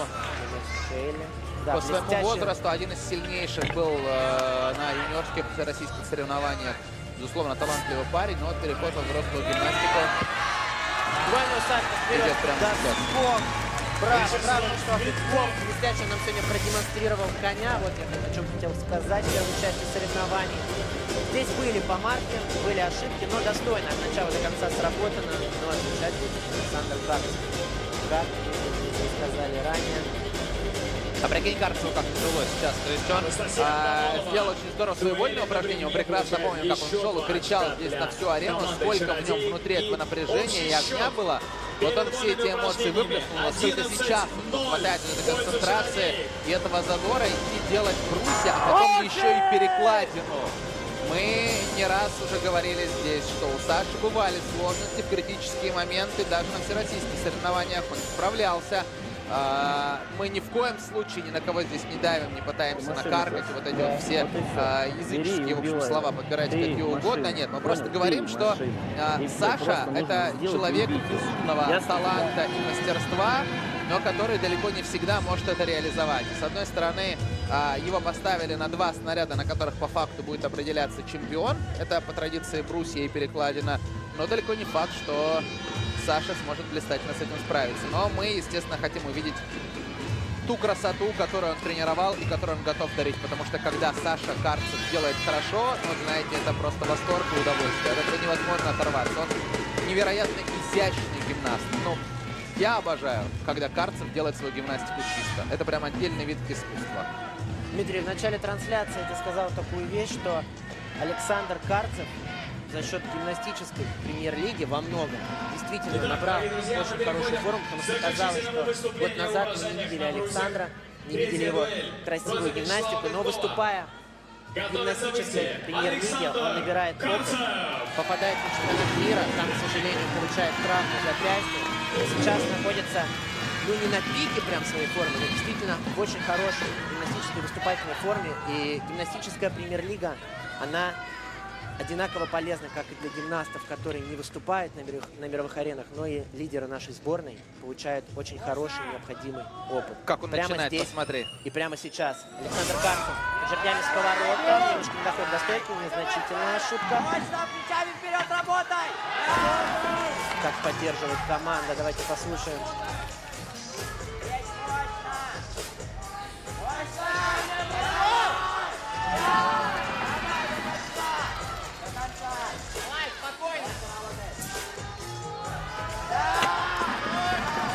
Все чисто, качественно, носочки натянуты. Просто оцените класс исполнения. Не знаю, мне Карцев безумно нравится как гимнаст. Я верю, что однажды он пробьет эту стену и начнет выигрывать все, что только можно выигрывать. И вот он, доскок, а мы говорили, не будет. Вперед с поворотом, доскок, действительно, стик бонус. Саша Карцев, какой же умница. Это Владимир, это гимнастический клуб «Львы», это Александр Карцев. Но надо сказать, что команды России. Надо сказать, что Виталий Иванчук, человек, которого нам постоянно показывают здесь в трансляции, когда мы говорим про гимнастический клуб «Львы», это человек, который занимается развитием владимирской гимнастики, ну и во многом даже гимнастики всероссийского. Вот он слева по кадру в белой куртке. Так вот, чем он хорош? А тем, что он собирает практически со всей страны талантливых ребят, у которых, возможно, есть какие-то сложности с реализацией себя. Вот на ваших экранах Виталий Иванчук. В своих регионах, на местах, он говорит, смотрите, давайте переезжайте во Владимир, мы предоставим жилье, предоставим условия, лучших тренеров, лучшие снаряды, будете расти и прогрессировать. Тот же Карцев, он родом из Иваново, для понимания. Его спокойно нашли талантливого парня, подтянули во Владимир, там он начал раскрываться, дорос до уровня сборной России, чемпионат мира, Олимпийских игр. Поэтому такая схема тоже работает. Блестящую оценку получает 13,7. Александр Карцев со счетом 2-0 выигрывает эту дуэль. Впереди у нас небольшая реклама, затем мы будем продолжать следить за этой развязкой финала второго сезона гимнастической премьер-лиги.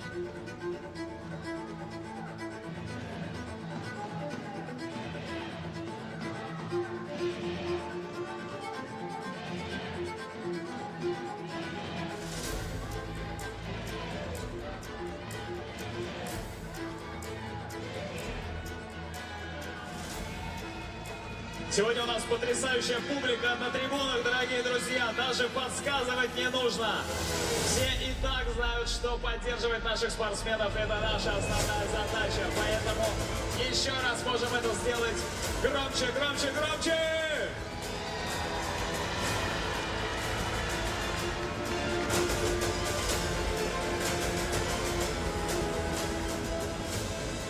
Спасибо, дорогие друзья. Это правда очень важно. Особенно в те моменты, когда у спортсмена в конце комбинации совсем не остается сил. И вот здесь этот 12-й игрок в команде просто крайне необходим. И благодаря вашей поддержке эти силы действительно появляются для завершения своей программы. Ну что ж, дорогие друзья, мы переходим к заключительному снаряду сегодняшнего финала. Перекладина. Итак, впереди у нас развязка, впереди у нас самое интересное. 5 снарядов у мужчин позади со счетом 25-14. Впереди гимнастический клуб «Львы».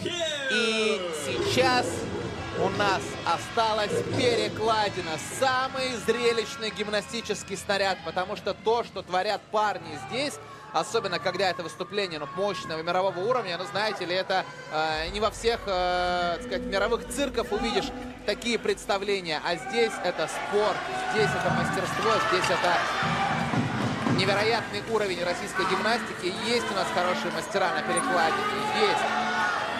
И один Вот из них сейчас. прямо сейчас на ней, Кирилл Прокопьев. Ну, не сказал бы, что Кирилл Владимир. прям суперзвезда именно на перекладине. Кирилл умеет делать хорошие вещи. На перекладине, если честно, без спора, мне кажется, ни одного перелета мы даже не увидели у него.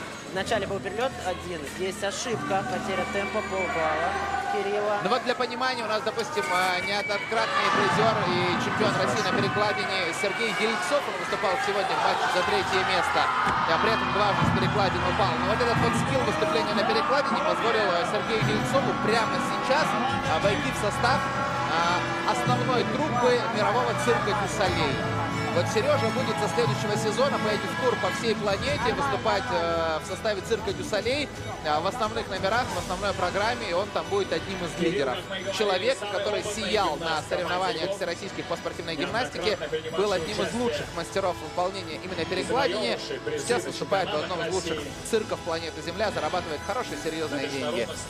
Да, действительно, когда-то мальчишка из города Астрахань сейчас будет ездить по всему миру. Но Сергей, да, это человек-шоу. Я не сомневаюсь, что это именно то место, где он должен будет находиться после завершения гимнастической карьеры. Но кто знает, может быть, мы увидим его еще вновь на помосте гимнастической премьер-лиги. И это, Тем кстати, временем, да, Кирилл Прокопьев блестяще выполнил доскок, то, что хотел подчеркнуть, 2 банжа с 2 винтами в доскок и сделал свою программу от начала до конца. Это то, что сейчас нужно львам, чтобы держать свое преимущество. А ведь у нас в параллели идет женский финал, где с огромным запасом ведут чародейки, а сейчас у них вольные упражнения, которыми традиционно девушки заканчивают соревновательную программу.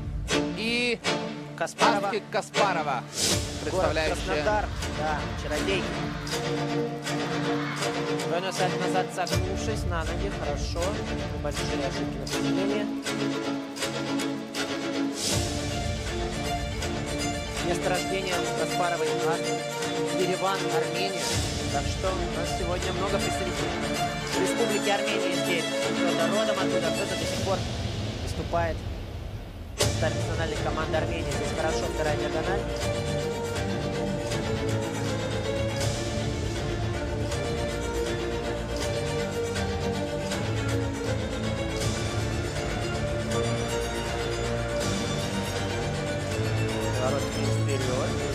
Достаточно большой шаг на приземлении. Чем-то на Яну Ворону похоже. Соглашусь. Не так давно выступал у нас. Тоже, кстати, сейчас сияет на аренах российских цирков. Да? Да и очень много гимнастов по всему миру продолжают свою карьеру именно в цирке после гимнастики. Если вы однажды приедете в цирк, посмотрите на летающих акробатов, обратите внимание, не все в гимнастических накладках выступают. У них у всех мешочек с магнезией обязательно рядом на поясе болтается. Ну а давайте смотрим на Астик Каспарову, и вот так она приземляет аккуратненько. Заканчивает свою программу, это будет надбавка к трудности. Каспарова, Астик сейчас приближает свою команду к тому, что они поднимут кубок чемпионок над своей головой, кубок чемпионок первого сезона женской гимнастической премьер-лиги. И мы прямо сейчас перенесемся на перекладину, где джентльмены будут пытаться зацепиться за последние 3 шанса, которые у них есть. 3 заключительные дуэли этого финала. И готовится у нас Александр Жигалов. Я понимаю. У женщин. И мы готовимся совершенно уже верно. Александр Жигалов переключиться вновь на перекладину. Здорово выполнила свое выступление. Отвечать ей будет Юлия Николаева, команда Бестис, которая не справилась, откровенно говоря, с бревном. Допустила падение. Очень такой нужный момент, такой ключевой момент для своей команды. Очень эмоционально, очень живо поддерживают все друг другу. Вот действительно абсолютно искренняя поддержка, и сколько эмоций мы видим. Редко такого увидишь на официальных соревнованиях, на чемпионате России, на Кубке России. Честно говоря, не встречал. Только когда совсем командный турнир где-то идет, и идет борьба уже за развязку за медали, здесь у нас каждый раз мы наблюдаем эту картину, и тяжело. Тяжело Александру Жигалову, тольяттинцу 19-летнему. Уже пару раз мы видели его согнутые руки, и пошли перелеты. Тоже согнутые руки, перелет Качева прямым телом. Перелет Качева на Геврос тоже близковато. Это будет сбавка. Нужно прямые руки брать. Такие перелеты. Чешский оборот. Евгений Скляров, руководитель команды Сейчас вместе с Александром Жигаловым выполняет мысленно эту программу. Остается соскок. Главное вот на приземлении ничего не исполнить. И очевидно, что... Ой, куда ты, дорогой? Что ж такое? Просто там яма, может, какая-то, мать была. На ровном месте, казалось бы, все, уже стоит Александр. И просто ниоткуда. Выигранную дуэль. Выигранную. Очевидно, что у него программа серьезнее, чем у Кирилла Прокопьева. Да. Но сейчас он может много потерять вот на этом приземлении. Совершенно ненужном, таком ошибочном. 12,4 результат Кирилла. И если бы не такое приземление, здесь Тем не менее, Александр мог бы выиграть в районе балла в своей дуэли. Из вот этих вот мелочей состоит итоговый результат российской премьер-лиги. Чуть-чуть там ты натопал, чуть-чуть там ошибся, чуть-чуть там. И все вот эти вот чуть-чуть потом вырастают в то, что мы сейчас видим. Но, конечно, и фактор падения сегодня сыграл ключевую роль, я считаю, в этом финале. Джентльмены тяжело вошли на вольные, тяжело начали этот финал. 10-0 проиграв первый же снаряд, загнали себя в тяжелую ситуацию. Елена Чурсина. Но действительно, и там уже ощущение такого стресса, который на тебя давит. Ты постоянно перед глазами этот счет видишь, и ты прекрасно понимаешь, что отыграть с одной стороны ты проиграл это ровно на одном снаряде, а с другой стороны, как дальше отыгрывать, совершенно непонятно. Но вот сейчас они пытаются. Ну а пока у нас продолжается... соревновательная программа, скажем так, борьбы уже мало. Соревновательная программа женского финала «Чародейки против Бестис». Выступают представители команды Бестис. Юлия Николаева, блестящий прыжок, которая не справилась с бревном, сейчас выходит справляться с вольными. Какой интересный разбег у нее. Да, как у Юлии Берюли, она также на опорный прыжок убегает. Как-то со стороны две ноги ставит, да? Ну да, такой шаг в сторону. Юля, подчеркну, очень хорошая техника выполнения хореографических прыжков, очень красивый шпагат, как надо, по учебнику. Мало кто девчонок так здорово выполняет хореографические прыжки, как Дмитрий сказал, совершенно верно на бревне, что многие гимнастки просто как должное относятся к этим прыжкам, и показывают шпагат, смотрите, как здорово. Здесь прыжок в кольцо, и шпагат все как положено, носочек доведен до головы, передняя нога в идеальном шпагате, даже выше. Но здесь по акробатике, конечно, слабовато. Чрезвычайно незатейливая, так скажем. Да, чуть назад. Хороший поворот, чистенький захват на 120 градусов.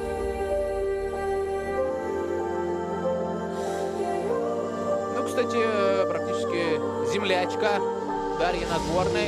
Даша родом из города Новочебоксарск. Здесь Юлия Николаева из Чебоксар. 19-летняя гимнастка,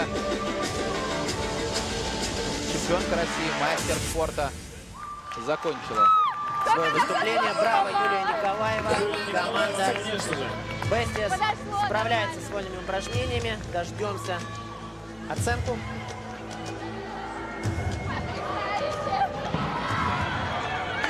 Вот сейчас подсказывает мне шеф-редактор трансляции Анна Макарова, что вышла Николаева, а включили не ее музыку, включили музыку Чурсиной.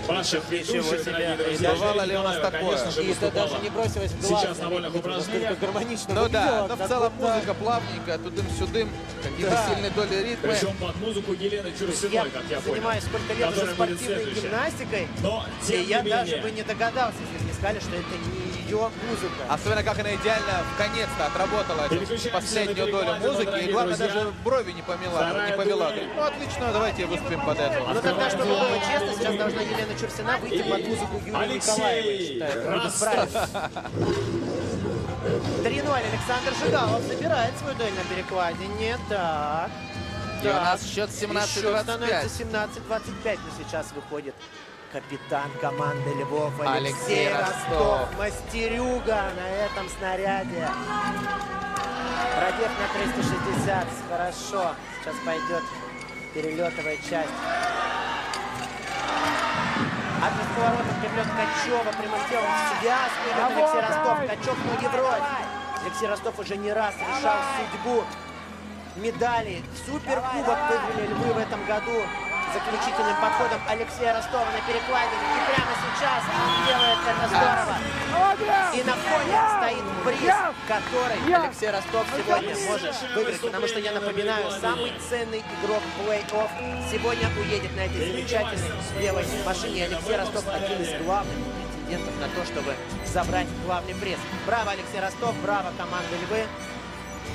Сам Алексей Да, абсолютно спокойное, качественное, техничное исполнение. Да, понятно, он уже не в том возрасте, чтобы здесь крутить перелеты Пегана, Кольмана, там, с огромным количеством оборотов над жердью, над перекладиной.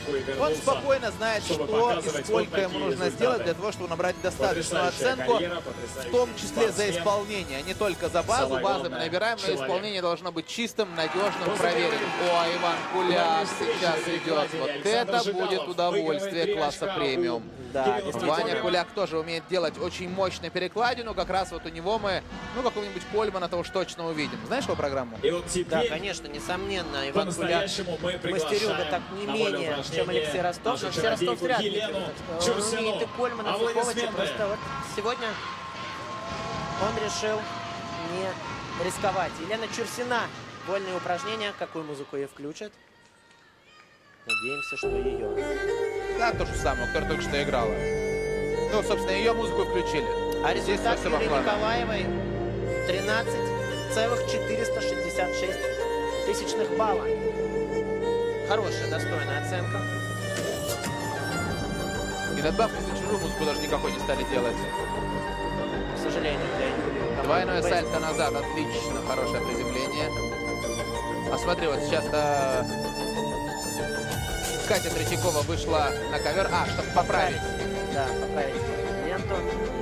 Третье место мы наблюдали. У нас в российской гимнастике две прекрасные близняшки, Екатерина и Мария Третьякова. По мне, это вообще одни из самых красивых гимнасток во всей мировой гимнастике. И они вот одна выступает за команду Бейси, другая за команду Чародейки. Но выступали они по ходу турнира. Здесь в финале они обе в запасе остаются. Да, Мария Третьякова осталась в запасе тоже из-за регламента соревнований. Мария Третьякова на момент, когда команда Чародейки только заявлялась в гимнастическую премьер-лигу, не была в списках резервов сборной команды России. И после хороших выступлений на чемпионате России, во многом благодаря тому, что она набралась опыта выступления на гимнастической премьер-лиге, ее внесли в список резерва сборной команды России. И команда Чародейки Елена Мельникова стояли перед выбором. Либо Диана Паршикова сегодня будет выступать, либо Мария Третьякова. До последнего они не могли принять решение, но в итоге Диана Паршикова сегодня выступает, и выступает здорово. А Елена Чурсина блестяще выполняет свою программу, родом из Москвы, воспитанница училища Олимпийского резерва. И это было заключительное выступление от Чародеев. Да, действительно, заключительный подход Чародейки. Закончили свой финал сегодня. И на данный момент они ведут разгромно 11-0. Ну, очевидно, что можно поздравлять с победой в первом сезоне гимнастической премьер-лиги, в женском сезоне, потому что в прошлом сезоне у нас гимнастическая премьер-лига, она только появилась, она только зародилась, все это пробовалось, изучалось, испытывалось, анализировалось, чтобы понять, как сделать лучше, как сделать больше и как быть дальше. Все поняли, что эта схема рабочая, надо добавлять еще девушек, надо собирать команды, надо искать спонсоров, чтобы в 2025 году мы смотрели не только на парней, но и на девушек. Вот сейчас мы убедились, что идея эта, конечно, потрясающая, надо ее продолжать развивать. Жалко, безусловно, команду Бейстис, которые в финале не набрали ни одного очка в итоге.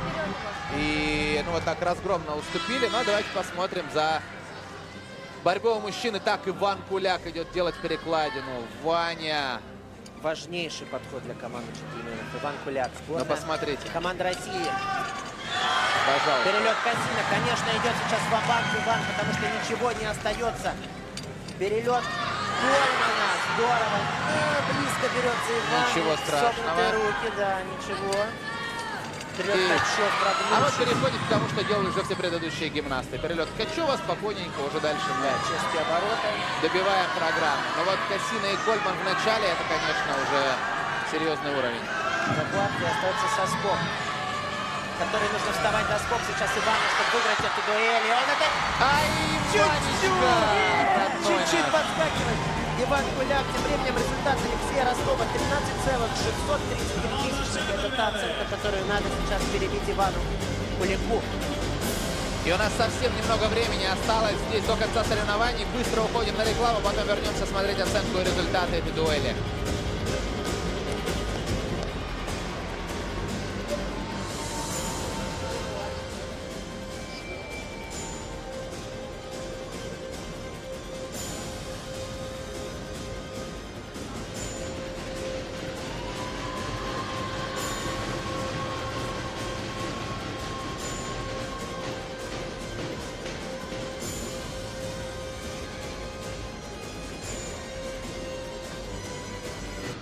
Итак, дорогие друзья, у нас Стоять! сейчас самая интересная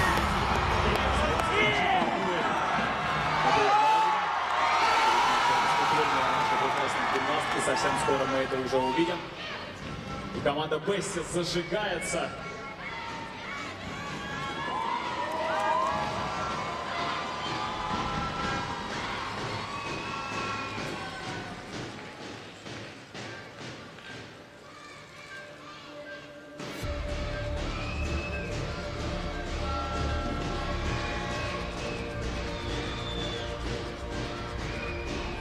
И под бурные аплодисменты мы возвращаемся в прямой эфир представительницу телеканала команды Матч Бести, ТВ. И у нас Алина финальный Шклокова. турнир гимнастического сезона Премьер-лиги. Финал. Алина Шклокова, многократный призер чемпионатов и Кубков России, 21 год спортсменки в составе команды Бестис, выходит, чтобы заработать первые очки для своей команды по ходу этого финала. Совсем неудачно Бестис выступали. Подопечные Дарьи Нагорной хотели они бороться за титул, но в итоге гарантированно остаются вторыми. Но здесь уже, знаете, как в футболе, гол престижа. Вот за него выходит бороться Алина Шклокова. Сейчас будет очень красиво. Есть один факт, что Алина Шклокова специально готовила сегодня для гимнастической премьер-лиги. Давайте насладимся музыкальным сопровождением. Это матушка земля, Дмитрий. Именно. Для меня святая Русь, для других занозанников. У Дмитрия Губерниева всегда много вопросов вот к этой строчке именно. Почему вот обязательно для других занозанников надо быть? Можно же для всех быть приятным. Так, Алина Шклокова на вольных упражнениях. Не могу не согласиться. Красиво работает Алина. Но здесь немножко сложности ей надо добавить, чтобы это было не только красиво и харизматично, но и хорошо по-гимнастически, а именно за 13 баллов, чтобы можно было получать результат ни разу. Что Алина не пробила эту оценку в рамках гимнастической премьер-лиги. Ну здесь, да, вот такая диагональ. Но мне кажется, что у Алины Шклоковой, наверное, был какой-то непростой период в жизни, потому что я помню, когда она была в составе сборной России, а сейчас я смотрю на протокол, вот она уже числится как не сборная России здесь. Здесь команду представляет Ксения Горшкова, национальную команду. А Шклокова здесь выступает просто как одна среди прочих. Да, я думаю, одна из самых популярных прав, которые, к сожалению, есть в профессиональном спорте, не только в спортивной гимнастике. Травмы сильно могут подкосить карьеру любого спортсмена, и мы прежде всего желаем самое главное здоровья всем нашим гимнастам, без травм пройти этот финал и в целом, чтобы обходили они их стороной. Мы готовимся перейти на перекладину. Результат Ивана Кулика 13,733 тысячных, на 1/10 выше, чем у Алексея Ростова. Выигрывает команда джентльмена свою дуэль, но оценка не выше, чем на 1/10. Это ничья. Это ничья во второй дуэли. И как результат же жаль. 25-17 впереди. Одна дуэль, отрыв 8 очков. И есть ощущение, что... Но даже математических шансов уже не остается. Должна быть разница в 6 баллов в оценке, чтобы заработал один участник 10 очков. Но здесь я не очень представляю, что должен сделать Александр Карцев, чтобы его кто-то по итоговой оценке обошел на 6 баллов. Более того, Карцев сейчас с большой долей вероятности эту дуэль еще и выиграет. Просто посмотрите, как он выступает. Давай, Саша, твори. Брюнет Кольман, действительно, это подход на золотую медаль, подход на кубок в исполнении Александра Два Карцева. перелета Ткачева подряд. И вы это заслужили, Дмитрий. Финалисты первого сезона, проиграли они в финале. И сегодня они поднимут кубок чемпиона второго сезона гимнастической премьер-лиги над своей головой. Мы уже уверенно можем это заявить. Браво, Владимир! Браво, команда Львы! Браво, Иванчук Виталий Иванович, который собрал этих ребят вместе. Качай Карцева! Все кричат. Ну, Саша, конечно, хорош. Саша должен был быть тем человеком, который будет зарабатывать максимальное количество очков для своей команды. Он один из лидеров российской гимнастики, я не побоюсь этого слова, один из лидеров европейской гимнастики, потому что когда Саша в хорошей форме, и когда все у него прекрасно, он может делать очень серьезные вещи. И я очень надеюсь на то, что в следующем году, когда российские гимнасты начнут ездить по международным стартам на Кубок мира, когда мы в августе поедем на чемпионат Европы, в октябре на чемпионат мира, Саша там будет в порядке. Но не просто потому, что он Саша кажется хороший парень, а потому что он подтвердит свой класс безупречными выступлениями на российских стартах, на всех отборах, покажет, насколько же он хорош. Ну и надо сказать, что Владимирская школа действительно это настоящий бренд российской гимнастики. Это люди, которые беззаветно отдаются этому виду спорта, которые работают в долгу, которые работают на перспективу. Очень важно, стратегически планируют все, ищут талантливых ребят, помогают им раскрываться, собирают из других регионов. Но и самое главное, при этом они чтят наследие. Они не списывают тех людей, которые, может быть, перестали приносить супермощный результат, но которые все еще важны для командного зачета. Я не знаю никакую другую команду, которая бы так убилась на чемпионате Кубков России именно за командный зачет, как Владимирская школа. Как они хотят постоянно завоевать этот титул, и как для них важно чувствовать, что именно командой они сильны. Все друг за друга, насколько они в порядке, и насколько они все ценят каждого человека и каждого гимнаста. И сейчас они пришли к этому успеху. Они выигрывают второй сезон гимнастической премьер-лиги. В прошлом сезоне проиграли в финале, сейчас они лучшие. Но Вячеслав Витков будет закрывать эти соревнования. Это на самом деле большая честь выступать на соревнованиях последним. Пусть и твоя команда уже уступила. Представляющий клуб «Джентльмены» Вячеслав Витков, 19 лет, Великий Новгород. Начинает свою программу адрес поворота на 180 градусов. Перелет Ковача прогнувший, здорово Вячеслав выполняет. Разгоняется на перелет Ковача в группировке, блестящая. Вячеслав, Ткачева на бровь. Вот так нужно было работать джентльменам сегодня все снаряды, чтобы навязать борьбу. Мне прям до последнего снаряда. Хочется у телезрителей спросить, ну вам нравится? Ну посмотрите, как это красиво. Но рядом со мной сидит только Максим Ульянкин, сокомментатор наш. Но я знаю, что ему тоже нравится, как и мне. Надеюсь, и как вам тоже. Вячеслав Витков, да чего ж хорош. На ноги заканчивает выступление своей команды в этом финале. Команда «Джентльмены» сегодня они проиграли. Но они вторые. Они вторые. И это дебютный сезон для команды «Джентльменов». Хочу подчеркнуть, команда «Львы» уже второй год выступает в рамках гимнастической премьер-лиги. Повторюсь, серебряные призеры первого сезона, обладатели суперкубка гимнастической премьер-лиги. И сегодня Львы заслуженно они выигрывают этот финал. И возвращаясь, Дмитрий, к вашим словам, как командный дух и традиция, я хочу подчеркнуть, что Владимир борется командой на всех уровнях спортивной гимнастики. Будь это первый взрослый разряд первенства России, будь это кандидаты в мастера спорта первенства России, или чемпионат России, или гимнастическая премьер-лига. Действительно, за каждый командный финал они грызутся и борются, и стараются всегда вырвать победу, что сегодня им и удалось. Поздравляем команду Львов. Владимир сегодня ликует.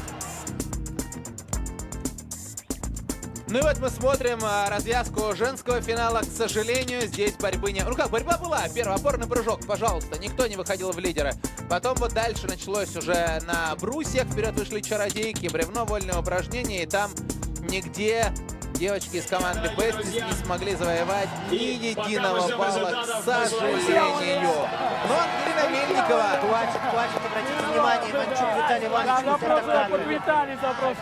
Взрослый человек, директор Владимир. Ну потому что он за все это переживает, потому что он воспринимает их буквально как своих детей. Он их собирает, говорю, по другим городам. Того же Сашу Карцева, Иванова нашел, сказал, давай, это все для тебя сделаем, Саш, только тренируйся, только расти. Да я и прославляй. Алексей Ростов, та же самая история. Алексей Сачев, та же самая история. Абсолютно точно. Там низкий поклон, ребята. Низкий поклон, Иванчук Виталий Иванович. Человек, который просто своими руками Во-первых, двигает вперед и помогает российской гимнастике развиваться. В своем отдельно взятом регионе, во Владимирской области, в городе Владимире, где мы прекрасно знаем, потрясающие лыжники еще живут, футбольный клуб Владимир, там вот у них есть, дзюдо у них в порядке, но главный бренд региона в спорте — это, конечно, спортивная гимнастика. Так они все это здорово делают. Ну и мы фиксируем, да, вот он счет у нас здесь по снарядам. 25-18. Плохо. Побеждают. Плохо, конечно, вольные упражнения прошли ребята из джентльменов, оттуда-то все и началось.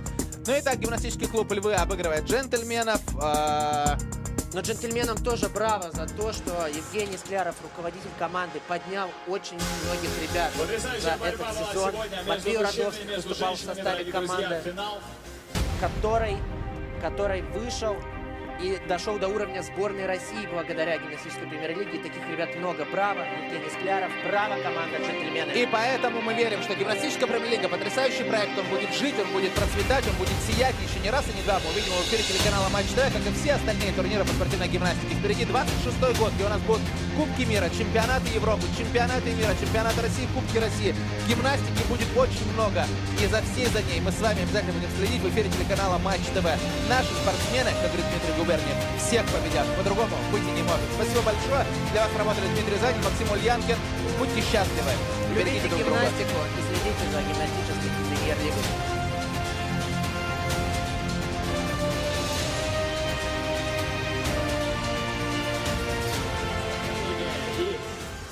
Судейские бригады на снарядах. Все большие молодцы.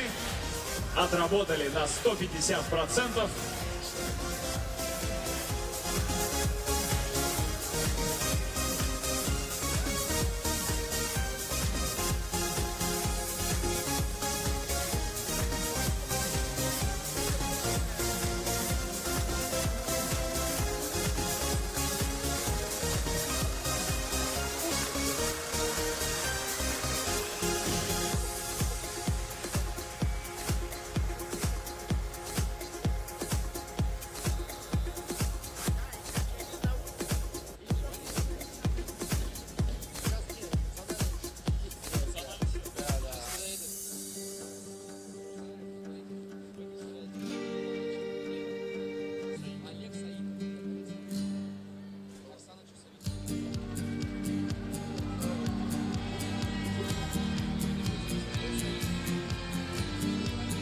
Мне уже все прислал, все есть.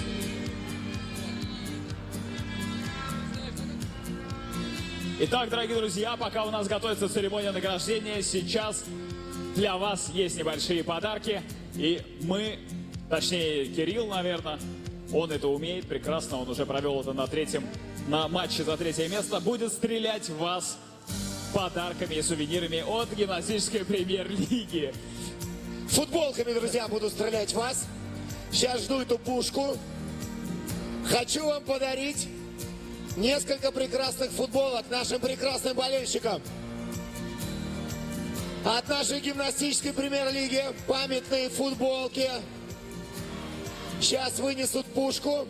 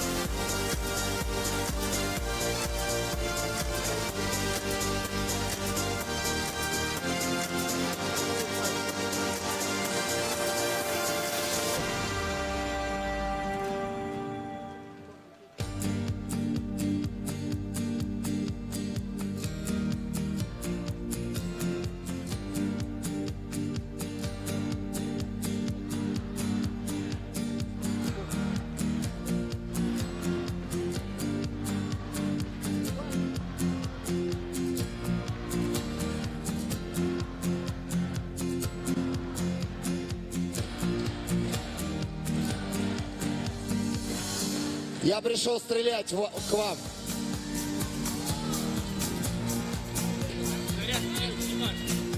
Эмин, иди будем озвучивать. Я здесь.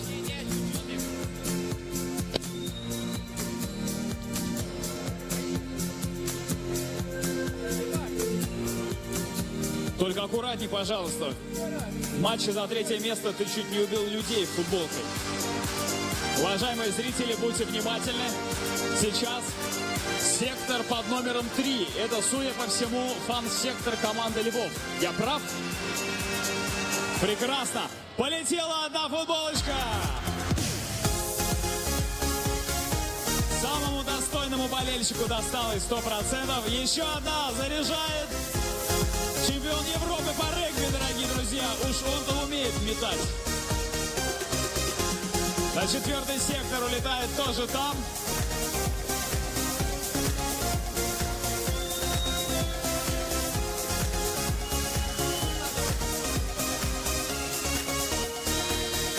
Заряжаем снаряды вновь. Ой, хороших.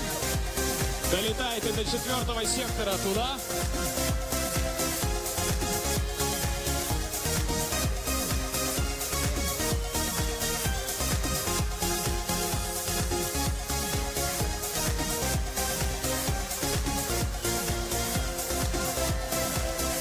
Легким движением руки забрасывает примерно метров на 200.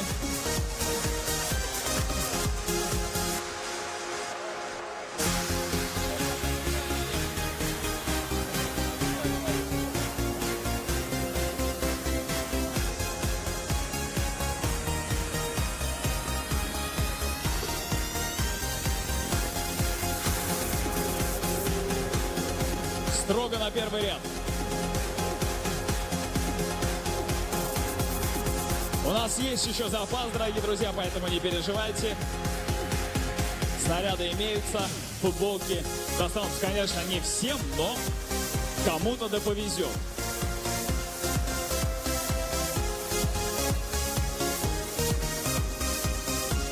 Мы ждем наших потрясающих помощников, которые несут снаряды.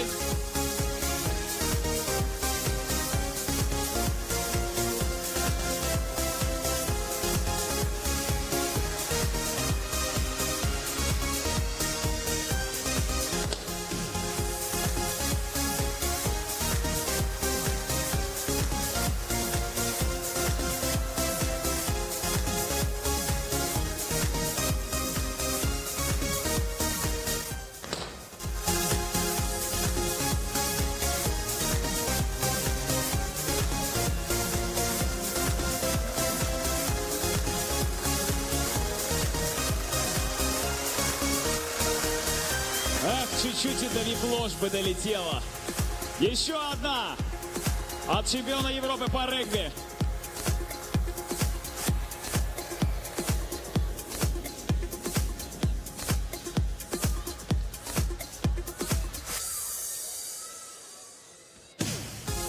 Ну, давайте подарим немножко правым секторам. 7-й, 8-й, 9-й здесь наши женские болельщики. Чародейки, Бестис.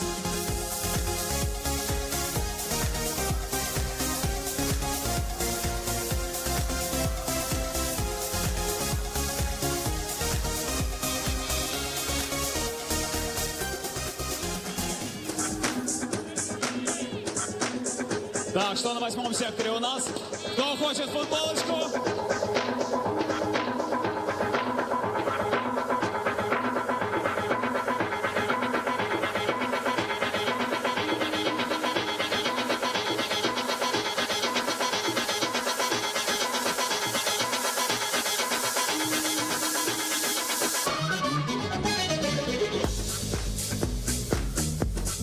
Болельщики Бестис и болельщики Чародейки. Вас не слышно? Вот так вот к вам футболки не долетают. Еще одна попытка.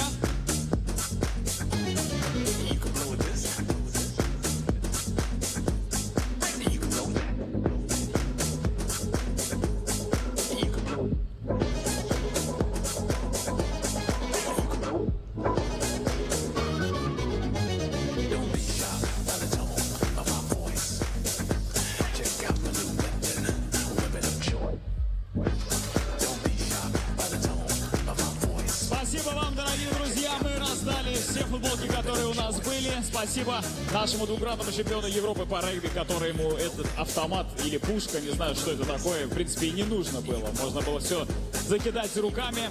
Ну и мы потихонечку переходим к самой приятной части. К заключительному снаряду, как мы это называем, церемония награждения. Сегодня здесь, дорогие друзья, собрались лучшие из лучших. Те, кто знает, что спорт — это не только соревнования, но и характер, работа над собой и единство людей. Объединенных одной страстью — спортивная гимнастика. Весь сезон мы шли к этому моменту, преодолевали, летали и побеждали. И вот этот миг настал. Лучшие из лучших определены, и мы с моим блестящим коллегой Кириллом Кошариным и вместе с вами, дорогие друзья, начинаем церемонию награждения финала Фонбет гимнастической премьер-лиги. Под ваши аплодисменты.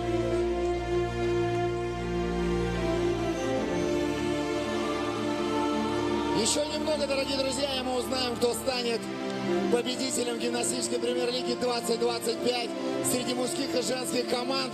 И кто сегодня станет обладателем этого невероятного автомобиля. И уже среди гимнастов будет пользоваться невероятным авторитетом, наверное, имеет. Правильно человек, который выиграл первый автомобиль в рамках гимнастики? Это действительно впервые в истории.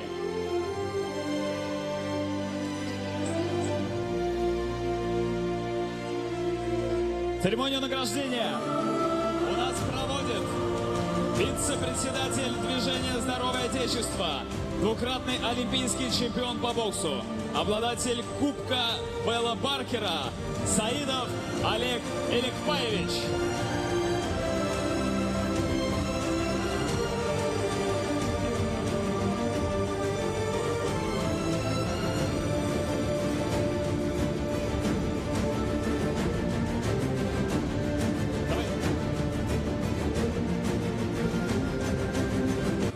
Встречаем, Олег Эликпаевич.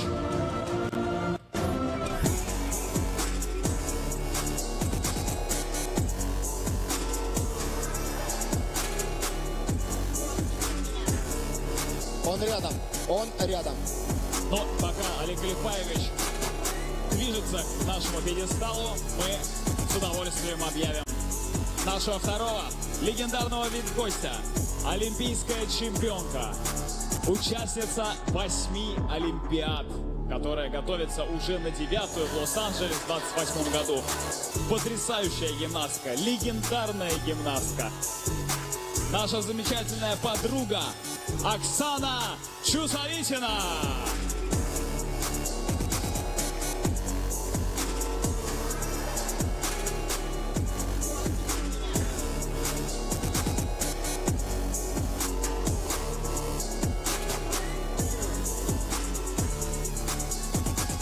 Приглашаем наших команд, победителей, призеров на сцену. Третье место и бронзовые медали среди соревнований женщин завоевала команда «Локомотив».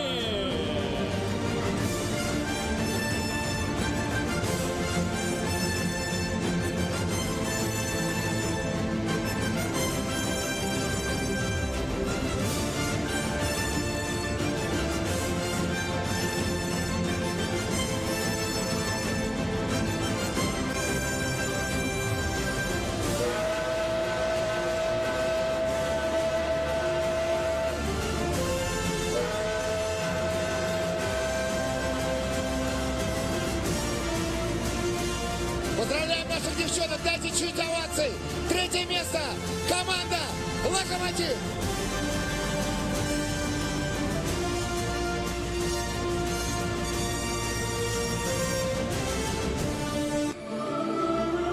Второе место и серебряными призерами в этой потрясающей схватке сегодняшнего финала становится команда «Бестис».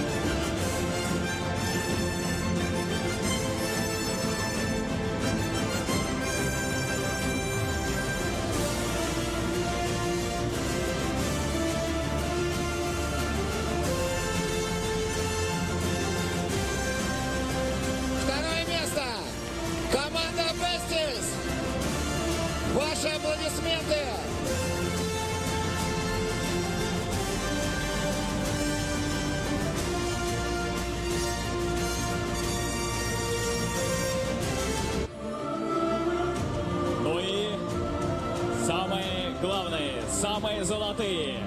Победители гимнастической премьер-лиги финала Фонбет 2025 становится команда «Чародейки».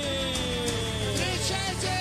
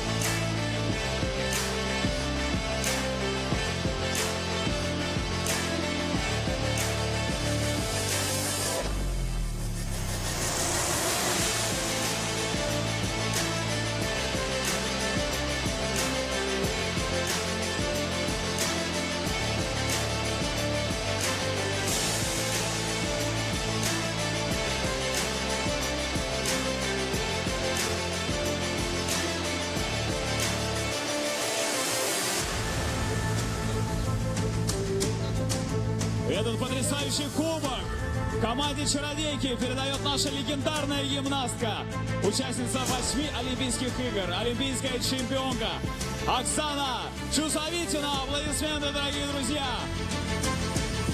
Дайте им шуму, пожалуйста! Они это заслужили! Спасибо вам, родные! Фотографии на память.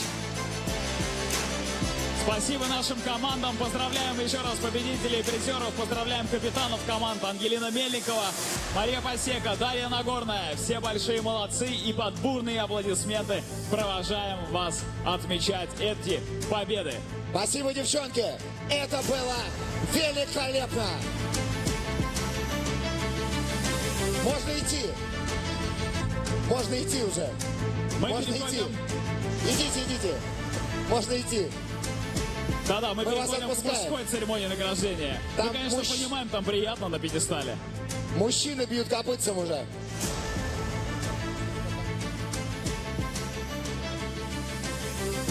Оксана, мы благодарим Да, вас Оксана, за вам- участие в церемонии награждения. Провожаем вас за кулисы и совсем скоро уже встретим там. Спасибо огромное, Оксана Чусовитина, ваши аплодисменты! Гордость нации!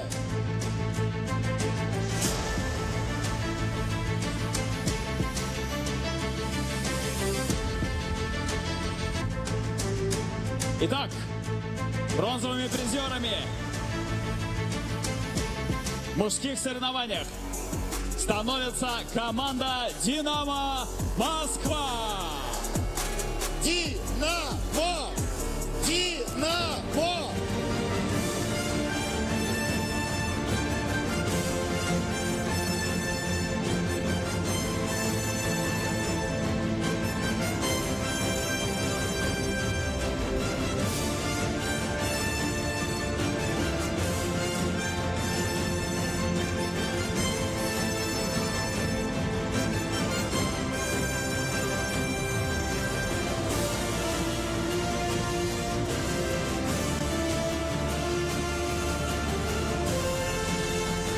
Третье место!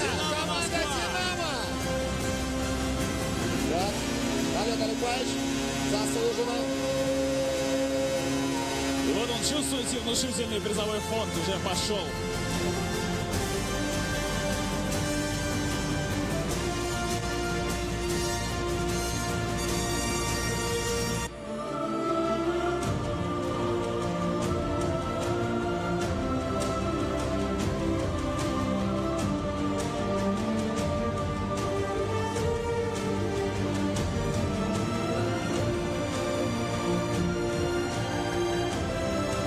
Второе место.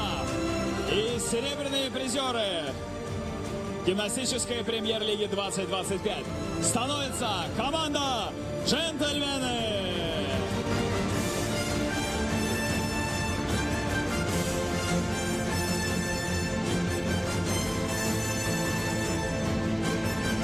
Команда «Джентльмены» на навсегда в наших сердцах.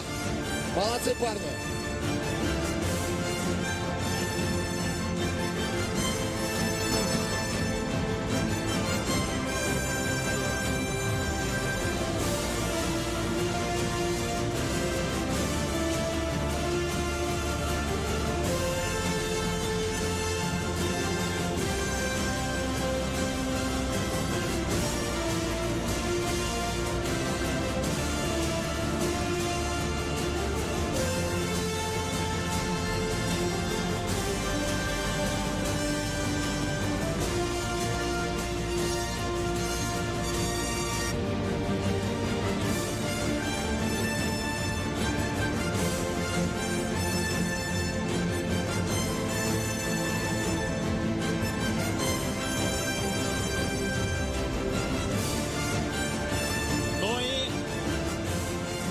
Победителями финальных соревнований Фонбет гимнастическая премьер-лига 2025 со счетом 25 очков становится команда гимнастического клуба «Львы».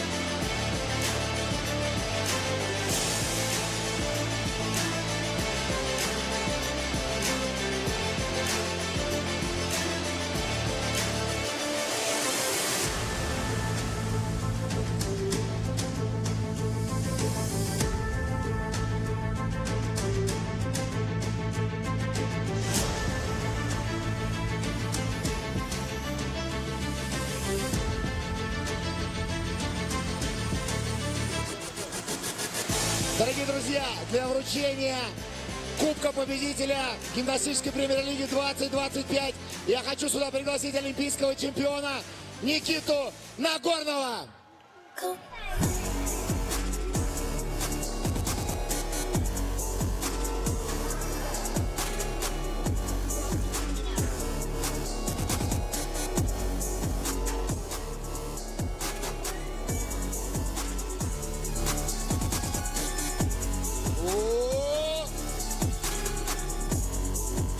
Можно музыку чуть-чуть у нас прибрать? Спасибо.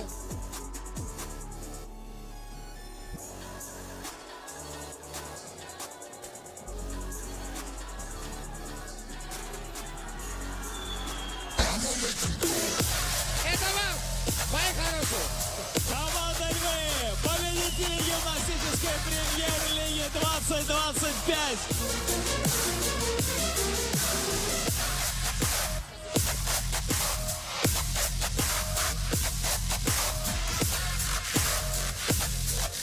Ваши аплодисменты, дорогие друзья! Спасибо вам большое! Вы классные, невероятные! Спасибо за то, что так любите спортивную гимнастику! Спасибо, что дарите эмоции нам, дарите эмоции этим парням! Парни, еще раз от всей души поздравляем вас! Львы, вас с победой! Они все, уже замерли, все, они уже 2,5 миллиона делят. Команда «Джентльмены» вас со вторым местом, парни. И команда «Динамо». Как говорит Артур Далаян, конечно, здесь все львы. Поздравляем еще раз, дорогие друзья, победителей и призеров сегодняшних соревнований. Ну а теперь мы переходим к розыгрышу. В общем-то, вручению нашего специального приза — автомобиля. И для этого мы приглашаем представителя компании «Рольф» для вручения ключей нашего специального приза.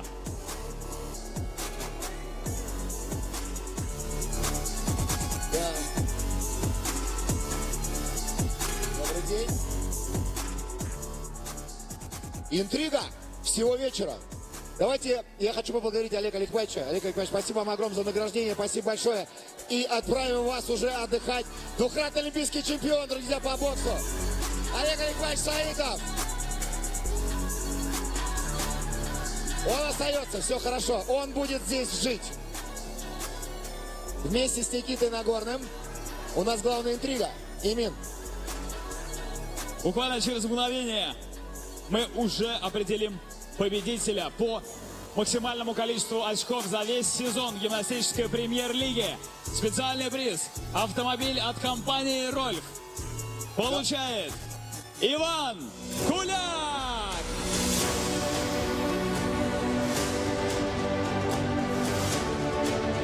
Поздравляем, Ивана! Вот так вот. Представитель компании «Рольф». 39 очков за весь сезон набрал Иван. Принес команде джентльменов. Поздравляем! Иди открывай!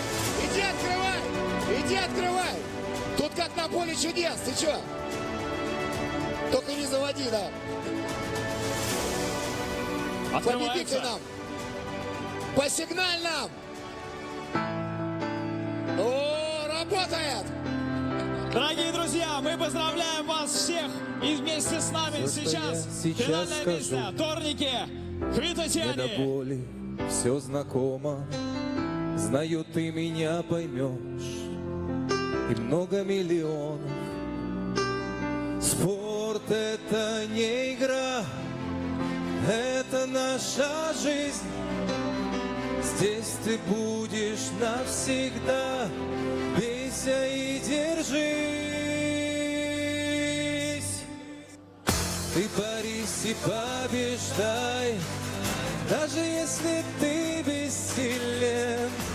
Борись и побеждай, покоряй все вершины.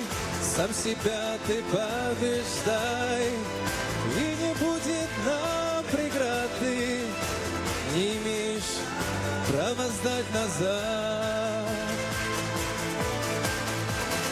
Но не имеете вы права сдать назад.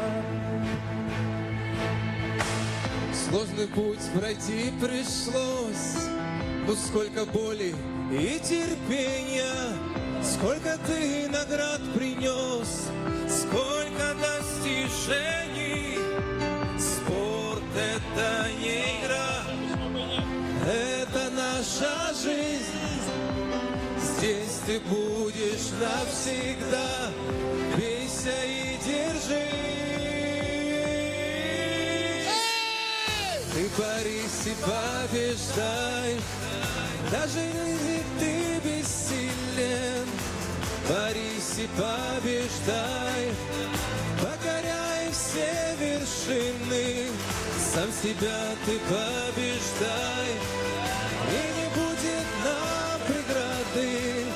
Не имеешь права сдать назад. Не имеешь права сдать назад. Спасибо вам! Спасибо! Спасибо, ЦСКА-арена! Мы не имеем права сдать назад. Особенно Нагорный не имеешь права сдать назад. Торники Хвитатьяне, Никита Спасибо. Нагорный, гимнастическая премьер-лига. Друзья, увидимся в следующем сезоне. Спасибо Вместе с вами были Кирилл Кошарин и Имин Гарипов. До новых встреч! Имин Гарипов, друзья, великолепный! Очень красивый молодой человек.